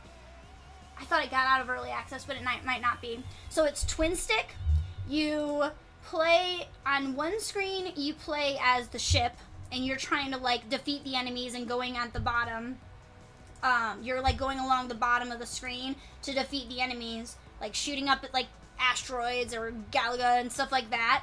And then on this side of the screen, you are playing as like a little pod that's trying to pick up upgrades for your ship. So you're running through the level and you're picking up the upgrades and you're picking up the bonuses and this and that while trying to dodge the enemies. And on this side, you're trying to kill the enemies. And you're doing it simultaneously with 2 separate joysticks. So fucking hard. So hard. And I played it, like he was doing one of those high score challenges or whatever at East, and we were just like, Are you kidding me? And I cannot think in separate. I cannot split my brain and my movements like that. Like, Jesus. But the dev worked on it all by himself. He has got kind of a cool story. He went to game school and went to game school for a little while. He went to school for game design or whatever. Decided it was bullshit. Dropped out of school and started working on this. And he's been working on it ever since by himself. And he was a really nice guy, and I'm really excited to see him actually release this game, because I've been, following it halfway for years. So if you guys have any interest in that, I will, again, I'm going to post it. I'm going to post all the links now. There's the link for that if you guys want to add it to your Steam wish list or whatever. It's only like $10, I think. Yeah, $8, and it's on early access now. It wasn't even playable beforehand, so I'm happy to see that one actually get released. But it is a brain fuck. Like on that screen, you're seeing. I wish fuck. Like you can't see the stupid. Yeah, I don't know why this was working perfectly earlier, and now my internet's just not. It's not loading these, but you can see it down here. He's shooting all these little asteroids, and as they're falling. I love this song. And as they're falling, he like collects, the bonus points and all of that stuff. And then on this side, it's actually showing his timeline as he like started learning Unity. He started teaching himself Unity, and he was dropped out of school at this point. Like he's a really cool guy. So yeah, if you guys are interested, you should definitely pick this one up. He's picking up the engine pieces. Over here, like you have to pick up all of the pieces to your engine and like build up like it. I think it is done in like multiplier form, so you like pick up one and then it's your 1 time score, and if you get to another 2 times your score, and then you pick it up over. Can't remember if the multipliers fall down or if you pick them up on this side, but like one of them adds on to the other one, and it's hard. It's really, really difficult, but it's been fun to watch like that one like get released and stuff. So that was at South this year. I didn't play it this year, but I played it before, and I always want to talk about it because it's a pretty cool game. So I like that you guys are like fucking insane. Johnny would love it. One way to get a fast headache the wrong day. Yeah, no to wish list growing. Oh man. Yeah, that's why I wanted to have this talk. Like I figured you guys would have some fun learning about some of this new shit too, and like even if there are things that are in early access that are going to be in early access for a year, and you just click follow on the game, like you get your newsletters, you get to learn how it goes. Like, I love doing this kind of shit. Like, I think it's great. Alright, we're going to go back to another one that I saw that I can't really talk about because I didn't really play and I don't know that much about it. But it's made by the same devs and published by the same devs who did Night in the Woods. And I want to play, like, Night in the Woods has been on my wish list for quite a long time. I really want to play Night in the Woods. And it has great reviews and everything. So this one has my attention. Post-apocalyptic. It says strategy and survival on there, but honestly, I don't know that much about it. I really like the art style for it, though. So that was really what caught me. I watched a bunch of people play it for a while, but I didn't actually get the chance to play it. I just watched it. So if you're interested in that one or like wanting to look at that, it's called Overland. And again, they're the people who did Night in the Woods, which Night in the Woods is great. So I really want to play this. Back to basic GTA? GTA? What do you mean? I love this song. I have so much fun with this song. I'm so glad that this one got recommended to me. It's so fun. Okay, so Y2K we got through, Overland we got to. So this one I actually heard was, this is another one that I heard on Co-optional that I saw but did not get to play, but want to. Supposed to come out this year. It is basically, okay, so how does this go? You get like this like premonition or something, and the world's about to end. You've foreseen the annihilation of the world. So the world's about to end, right? And you don't know how, you don't know why, but the world's gonna end. So your job is to figure out how, why, who does it, all of that kind of thing. This year, well, more than 11 months. It was a solid game though this weekend. So I didn't get to talk about this one or to them about this one. There were signs everywhere and like I saw it, glanced at it, but apparently this one won a lot of like the curators and that who are, the more famous people that were at PAX South. This one was like the go-to game for PAX South this year for indie devs. So it's like your characters are animals or whatever, but the interesting thing is that, do you guys remember Sexy Brutale? Everybody remembers fucking Sexy Brutale. Like, it was a rage-inducing, annoying game, right? Because it was so difficult. The graphics remind me of the stories Path of Destiny's game that we just played. We played that and Bastion right back to back, and like Gigantic again. That's where graphics remind me of, and I love the art style. I think it's fantastic. But Sexy Brutale has this really interesting thing like Braid, where you go through the day and then you rewind through the day, so you like do a bunch of time sensitive things. That's how this game works. So you go through your day, you meet with this person, you befriend this person, you get perspectives from this person, and then the world ends at the end of the day, and you have to redo it, and you have to do it from different perspectives. So now somebody that you met in the first day, you might wake up being that person on the second day, and then another person that you befriended on the second day, you might have to fight them as a boss on the third day. So like, they all end up intertwining, and it all works on this like rewinding time mechanic, and I think it looks awesome. There is combat in it, which is unlike Sexy Brutale. You can do, it's like swordplay, like Stories, Path of Destinies, that kind of combat. And then there's also magic. So you have like abilities, and you can shoot fire and do all sorts of crazy shit. Manipulate time to witness the outcome. So you witness the end of the world in multiple different ways, and then depending on who you play or who you fight or who you befriend, can change how the world ends each time. So you end up learning through trial and error while you're like fucking with time. And I think that's awesome. Like, the one thing, like, while Sexy Brutale made me really angry and I have never finished it, I'm honestly very stuck in the game. The one thing that I absolutely loved about the game, aside from the art style, was the time aspect of it, like, and how you manipulate time, and how you're on this like, 12-hour time limit, and you're like, you have to learn your lessons and then fucking do it and then relearn your lessons. Like, it's great. So I'm really excited for this. I think this sounds great, and apparently plays wonderfully. The combat's really, really smooth. The UI is great. Like, I didn't hear a single bad thing about it. So yeah, Omen Sight is that one, and keep an eye on it, because I am. I will be. Can't wait for it, honestly. I think it's gonna be great. Another one. You guys all know that, again, I like Party Hard and Tiny Build games, so Party Hard 2 was there. I haven't heard too much. Well, you've got like at least 11 months. you've got at some point this game will come out, and maybe you won't be working that much, so you got time. So they brought out Party Hard 2.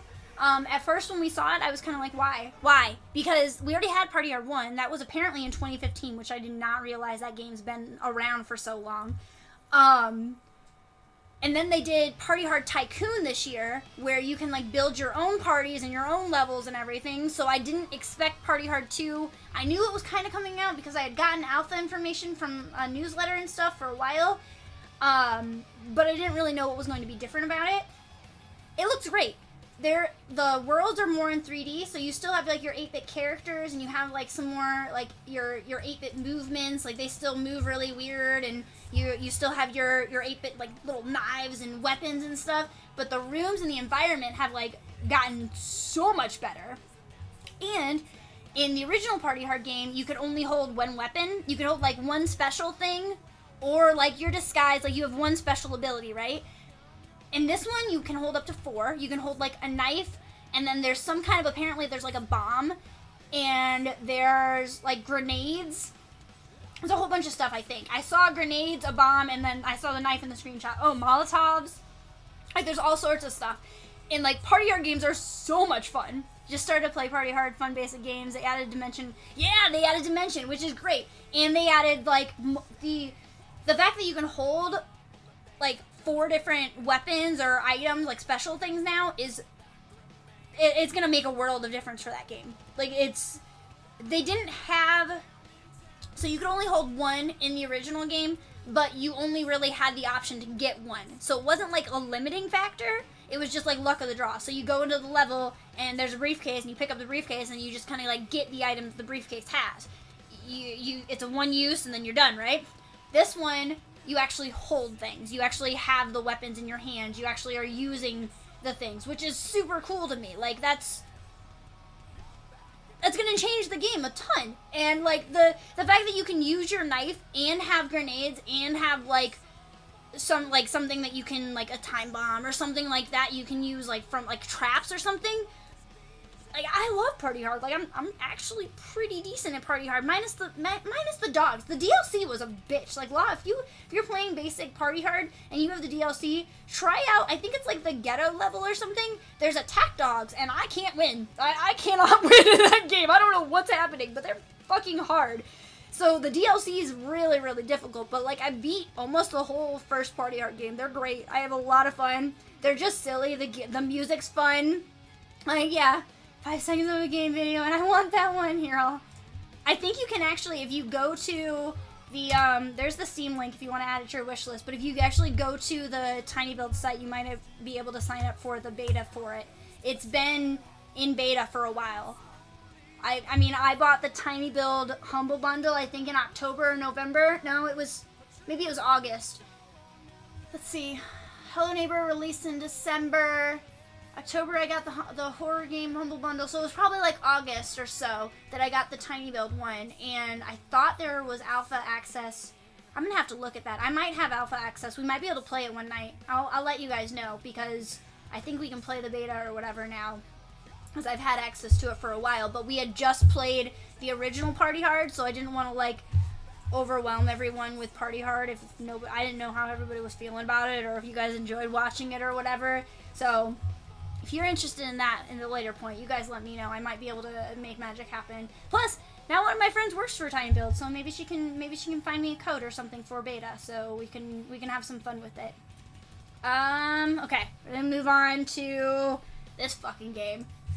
This fucking game. So if you guys like horror games, if you don't, that's fine. This game runs a lot like Slender or Amnesia. It's got a lot of like the basic mechanic of it is the hide and seek mechanic. So you're hiding, which I feel like it's Johnny. I know one of you had issues with it during what the fuck, Layers of Fear or something, but you're running from like possessed demonic dolls and toys during the game, and it looks like little gnomes and like creepy figures are constantly chasing you. So I was watching this person play, and all of a sudden they whip around, and this fucking thing behind you, this thing, I think, is behind you, and you're just like it scares the shit out of you. Like, it's all in the sepia tone. The whole game's in the sepia tone. And these little fucking toys are at you. Yeba hates gnomes. I know. Yeah, when I first saw the first one attack, Yeba was the first person I thought of, and then I found out that they were dolls, and I thought it was hilarious. Hello, Right Dot. Hello, horror games. Some look like teen movies, and most teens end up in beds randomly during movies. So this one is about, you play as a child, and your child, okay, hide and seek mechanics, survival horror, Slender Amnesia, evil dolls, player as a child searching for their abducted little sister. So apparently your sister's been abducted, and you go into this house, and it's like a toy maker's house or something, and all of these dolls and toys are like demonic, and they chase you around, and you have to like hide from them, and you're like searching for your sister. But the cool thing about it is it's been in development for like a year or two, and it's only been developed by one person. Like, the whole game was made by one person. It's a one-man show, they say. And I think that's pretty awesome. And it just came out like last week. I don't know if I will play it, but I'm intrigued by it, so I might like watch a YouTube like Let's Play on it or something like that. I don't know. I'm curious. You guys know I like my horror games. It's a whole lot of nope that can keep us. There is a whole lot of nope going on here, but I'm super intrigued. I don't like not having, I don't like that vulnerable feeling like Amnesia has. I don't like not having a weapon, but the hide and seek mechanic, if it's done like this, might actually be like a lot of fun. Amnesia gets me because you never really see the threat, you know? It's like a lot of dark and shaky screens, so I can't. I've tried to get into Amnesia. I'm not sure if it's the first time I played it, I wasn't in like the right setting of people, and like I played it, you know, with too many people in the room, and it wasn't scary. So like, I don't know if I actually like the games too much, but this one has like some kind of threat to it, you know? So it might be a lot of fun, and it could be super creepy, and I could see it being like, vulnerability. Yeah, I just don't like I don't like not having a weapon and being able to defend myself. Like, even in games like Fatal Frame, like, you have your fucking cameras so you can, like, capture their souls, and you're like, alright, now you're gone, like, you can't deal with them anymore. But in these kind of games, if you're hiding and they go away, there's always that chance that they're gonna come back, and, like, fuck that. Fuck that. But this was made by one person, and it literally just came out, and I think that's super fucking cool, and I like horror games, so I would think about it. It made enough of an impression on me for me to take a picture and, like, add it to the list to talk about today, so I'm kind of interested. Looks fun to you, Deva? It's called Witchkin, if anybody is interested in that one. I'm tearing through this now. I'm super proud of myself. We're actually, like, almost through it all. Okay, the last one I think that I have to show you guys as far as, like, so it's not a video game. This one's a tabletop game. It's called, we need another Ghostbusters game. I've never played the Ghostbusters game. So this one is called Lark Lamp. Wisp in the Veil, Lark Lamp. This game is played with light. It is so the actual lantern is the game. The light panels on the table are the game board. Three people play as villagers. No, I haven't. I haven't played Ghostbusters. Like, that's old school, isn't it? I have not. Each player has cards. I think no, this one's not pictured in it. Yeah, so there you go. Each player has cards, and you choose your movements and, like, how you move along the board based on, I wonder if we can play this without sound, maybe? So you move along these big pieces. If they're connected, you can move along them, but if they're not, you're trapped. The object of the game for the villagers is to cross through the veil and get to another portion of the lit part on the table is what's considered the veil. So you're trying to get just across the veil and out of the lamp area. And then there's one person, it's 3v1. The one person plays as the lantern or, like, the wisp, and the wisp can change the board as you go. So, like, depending on what cards you get, you pull the panels off the lantern and you move them and place them in other places. So the board is constantly changing and the shadows are constantly moving. And I think that's really cool. I've never seen a tabletop game mess with light, and I think that's a really cool concept. Like, them playing in the darkness is super cool to me. Might not be well done, but I wish they'd make some DLC and update it a little. You get the feeling that you're in a movie. Really? Never seen it. That's interesting. Bless you. There's a cat under my feet, I think. Yep, there is. She's down there. So that was a really, really unique game to find. It's called Lark Lamp, if anybody is looking for it. I think the Snicks Trap is the company. The devs, when I was reading through things earlier, have worked on quite a few other things. 3 players or villagers working together to safely cross a shape-shifting veil haunted by the Will-O-Wisp. One player plays as the malevolent wisp trying to ensnare the villagers. So the person that is the wisp is trying to, like, trap them. So, like, you get stuck on the board, and everything's always moving and stuff. And I think that's really, really cool. Did we actually get through? I think we actually got through. I'm gonna leave this one up, Agony up. I think we actually got through the shit that I wanted to get through today. And the newer movie sucks, even though they're good actresses, it just falls wrong. I didn't even watch it. I heard I kind of heard that it wasn't good, and I never watched it because, whatever. Like, I just never. I didn't have any issues with it being females or any issues with them remaking it or anything like that. But after it started coming out and people started saying it kind of sucked, like it was kind of boring and they tried too hard, I never went back to watch it. It never really caught me. I can't believe. It's a lot of talking. That's a lot of stuff. Yeah, what'd you guys think? Did you have any favorites or things that caught you or interested you? I was pretty surprised. And I was leaving. I have to show you guys. I know I posted it in Discord, but I have to show you still because it makes me excited. As I was leaving on Sunday.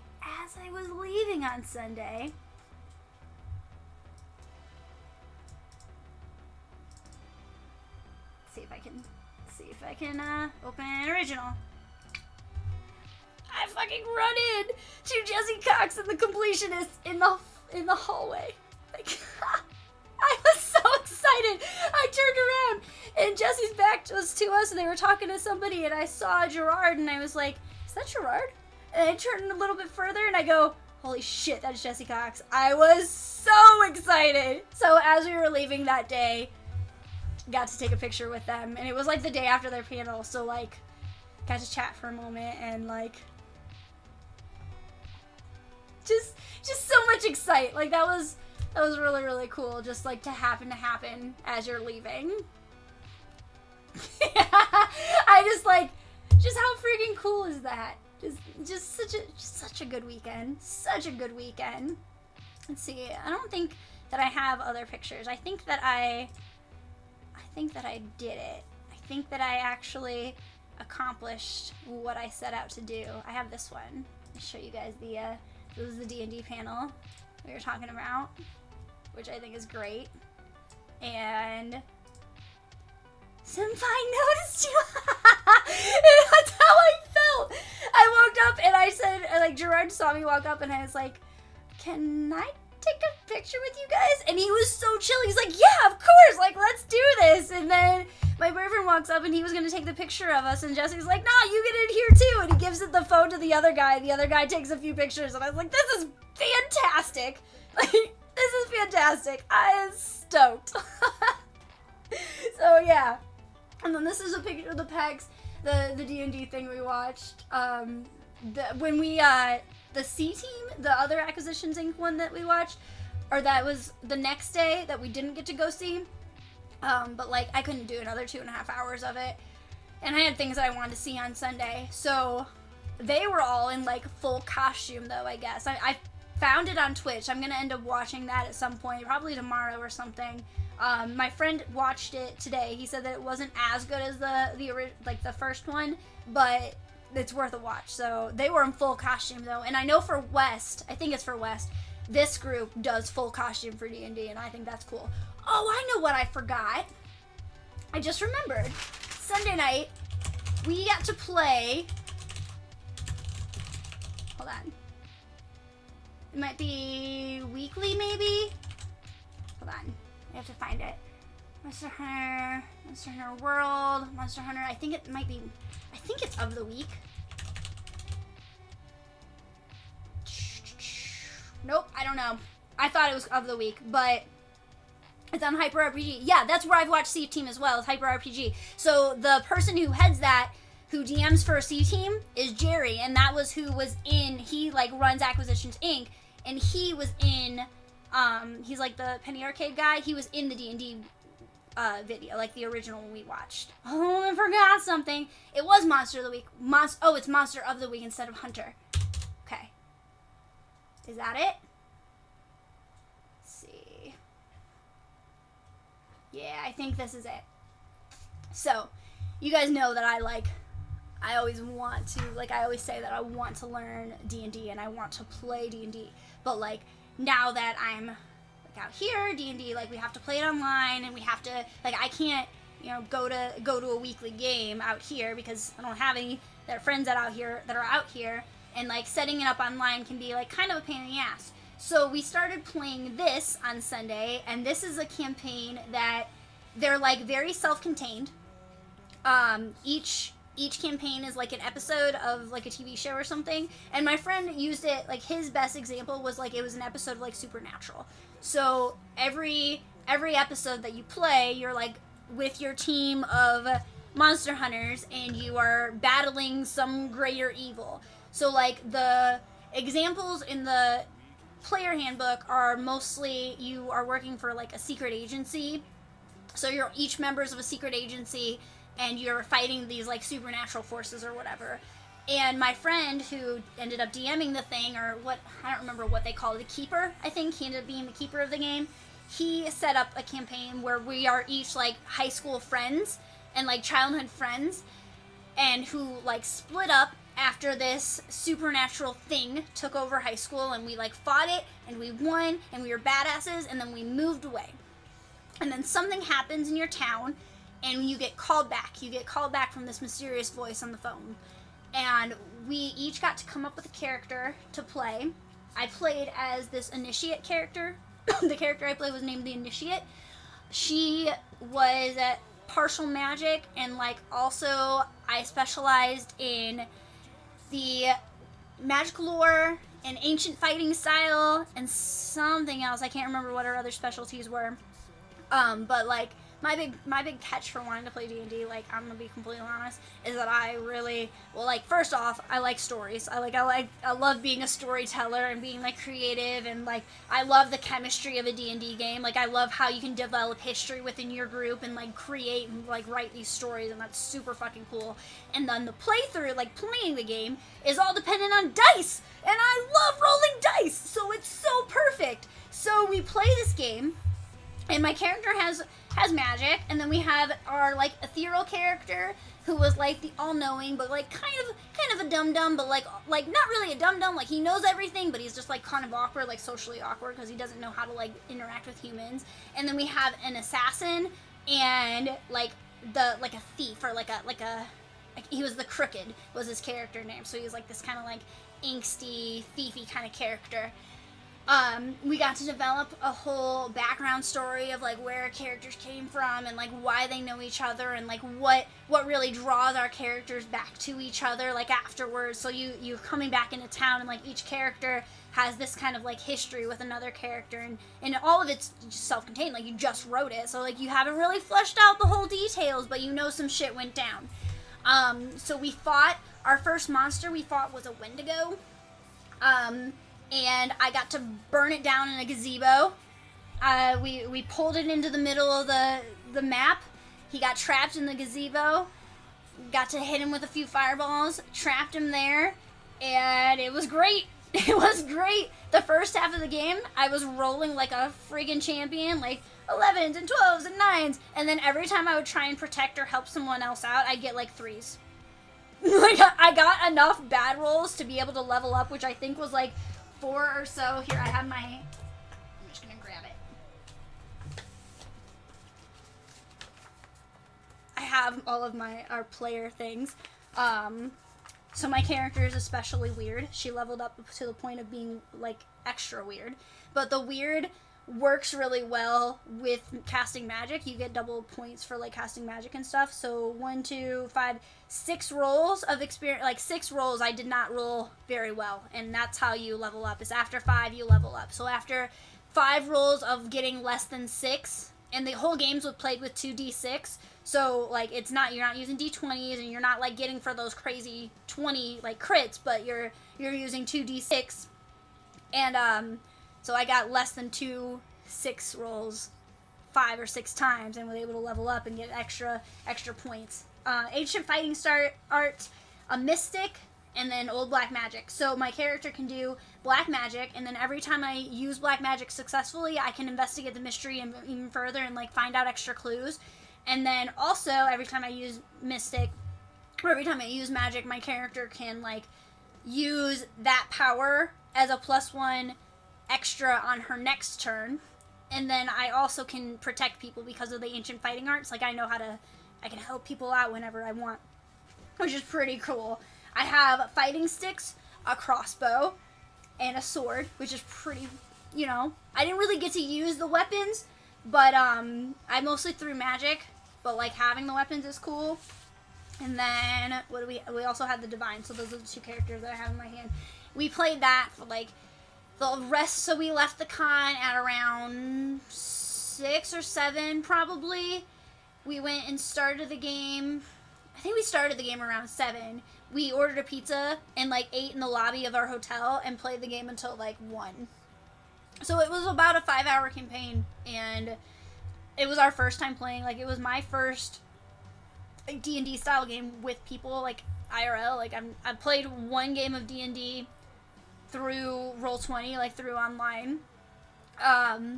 So we tried this, and I was really excited, and I had a lot of fun. I cannot wait to play again. We're going to play this Sunday, so I'm not going to be streaming this Sunday because I'm going to be playing this game with my friends online.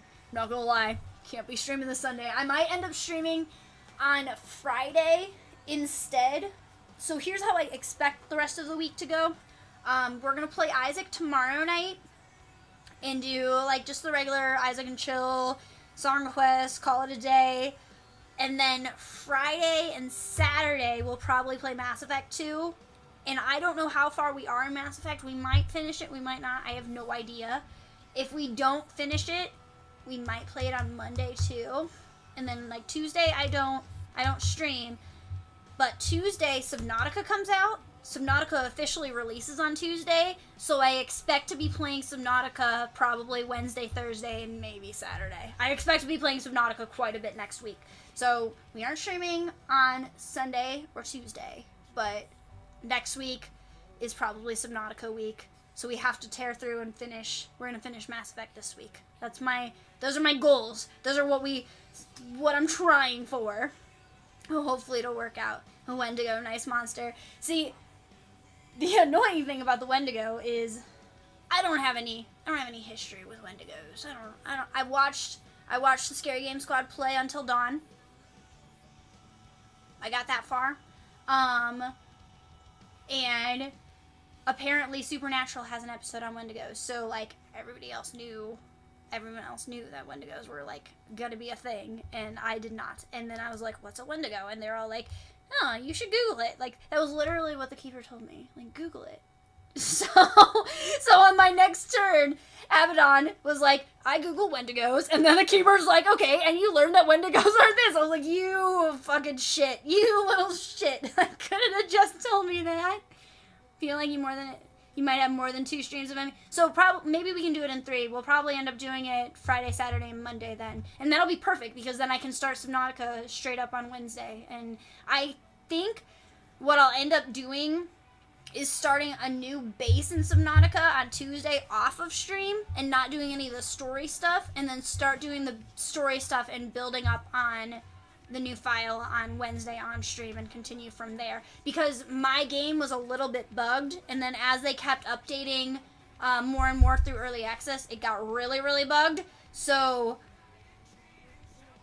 I quit playing. Like, I'm not going to use that file anymore, but I had a pretty solid base.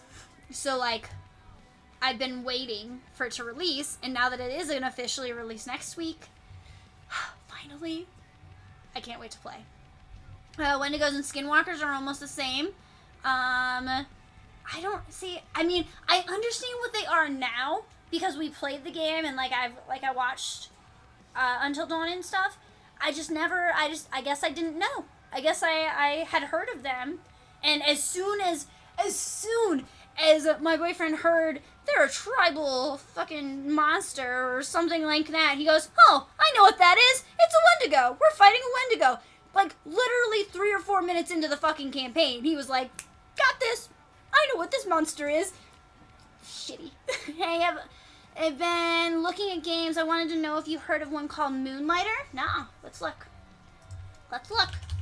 Moonlighter. I shall look. Digital Sign. Oh, this is the same company. 11-Bit Studios. This is the same company who did Frostpunk and The Sword Mine. Not the devs, but the publisher is. This is something that I would like. You are right, and welcome on in, Token. This is something that I would totally play. Says that I would similar interested because of Streets of Rogue, which also I enjoy. Wishlist. Thanks for that. Bullseye. Nice. I don't think I've seen this one. What is the other Moon? No, I don't know what that game was called. It was by the Kickbox Games. I don't know what it's called. Felt like it was Moonlight or something like that, but I don't see it. Let's Google it real quick. Because why not? Nope. That's not what I meant to Google. Kickbox games. Kickbox, maybe? I thought it was Fox. No, I think it's Fox. An F. I don't see it anywhere. Oh well, it doesn't matter. There is a silly game called Boyfriend Dungeon that's being made by this company, and they also did like another, I think it's Moon something. Justin's high, she's not feeling well, so she's taking it easy. Dude, tell her feel better. Feel well. Hello, Jess. I know, I'm about to get off of here because I'm like 1,000 degrees right now. I feel like I'm like having a real heavy fever moment right now. So yeah, I'm about to get off of here too. I don't know what the hell that game was called. To the moon, not moonshine. I don't know what it is. Moonshine? No. Moonshine? Oh man. Oh shit. I don't think I have any others that I need to. I don't think I have any others that I need to talk about. I need to reorganize this shit, and it's such a mess.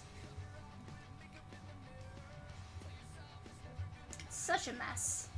We got some solid stuff today. We got some solid information. I hope you guys enjoyed this amount of information. I know that we kind of like game word vomited all over today, but I'm glad we got to like. I got to get all of the PAX experiences out, and I spent quite a while making all of those notes today to make sure that I could actually remember what I wanted to talk about today.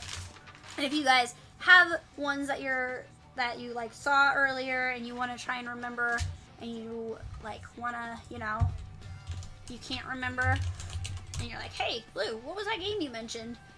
Well, let me know. I will try my best to help. I think I'm done. You guys can join the Discord if you so choose. I am actually like back home now, and like, ready to be alive and twitching and doing things. So we will be here, and I will see you tomorrow for some Isaac. I think just some wordplay. Going to sleep after this. Almost 5 in the morning. Good God, Law. Get some sleep, man. Thanks for hanging out with us. Hopefully at least you got some good information, if nothing else. Thanks for hanging out. Yeah. Of course. I had so much fun talking about games with you guys. But I'm going to go, and I'm going to take some ibuprofen and lay down and watch a movie or something. No work today. Nice. Sleep in. Enjoy your day off. I'm gonna check if it's snowing again. I don't think it will be. Let's see if it's snowing. Everybody keeps telling me, they're like, school's canceled, and this is canceled because of snow.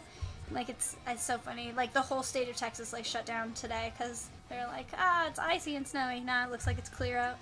No more snow. I think it's over. Alright.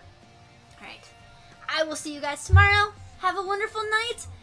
I'm going to host Butters when I get off of here. She's doing a 12-hour, like, let me make sure that she's still online. She's doing a 12-hour birthday stream. If you guys are online and you need some Twitch love to give, if you have Twitch love to give, Butters should be doing, it's her birthday, so drop by and tell her happy birthday. And she's playing Fallout 4. And she's been live for like 6 hours now, so she should be she should be good and tired by now. Sounds like you had an awesome time. I did, Deva. I'm glad you guys enjoyed the recap. I will see you tomorrow. Thanks for hanging out with me. I don't do a lot of IRL stuff, so this was a good time. This was a good stuff. So I'll see you guys tomorrow. Bye-bye. So long. All the things. Bye.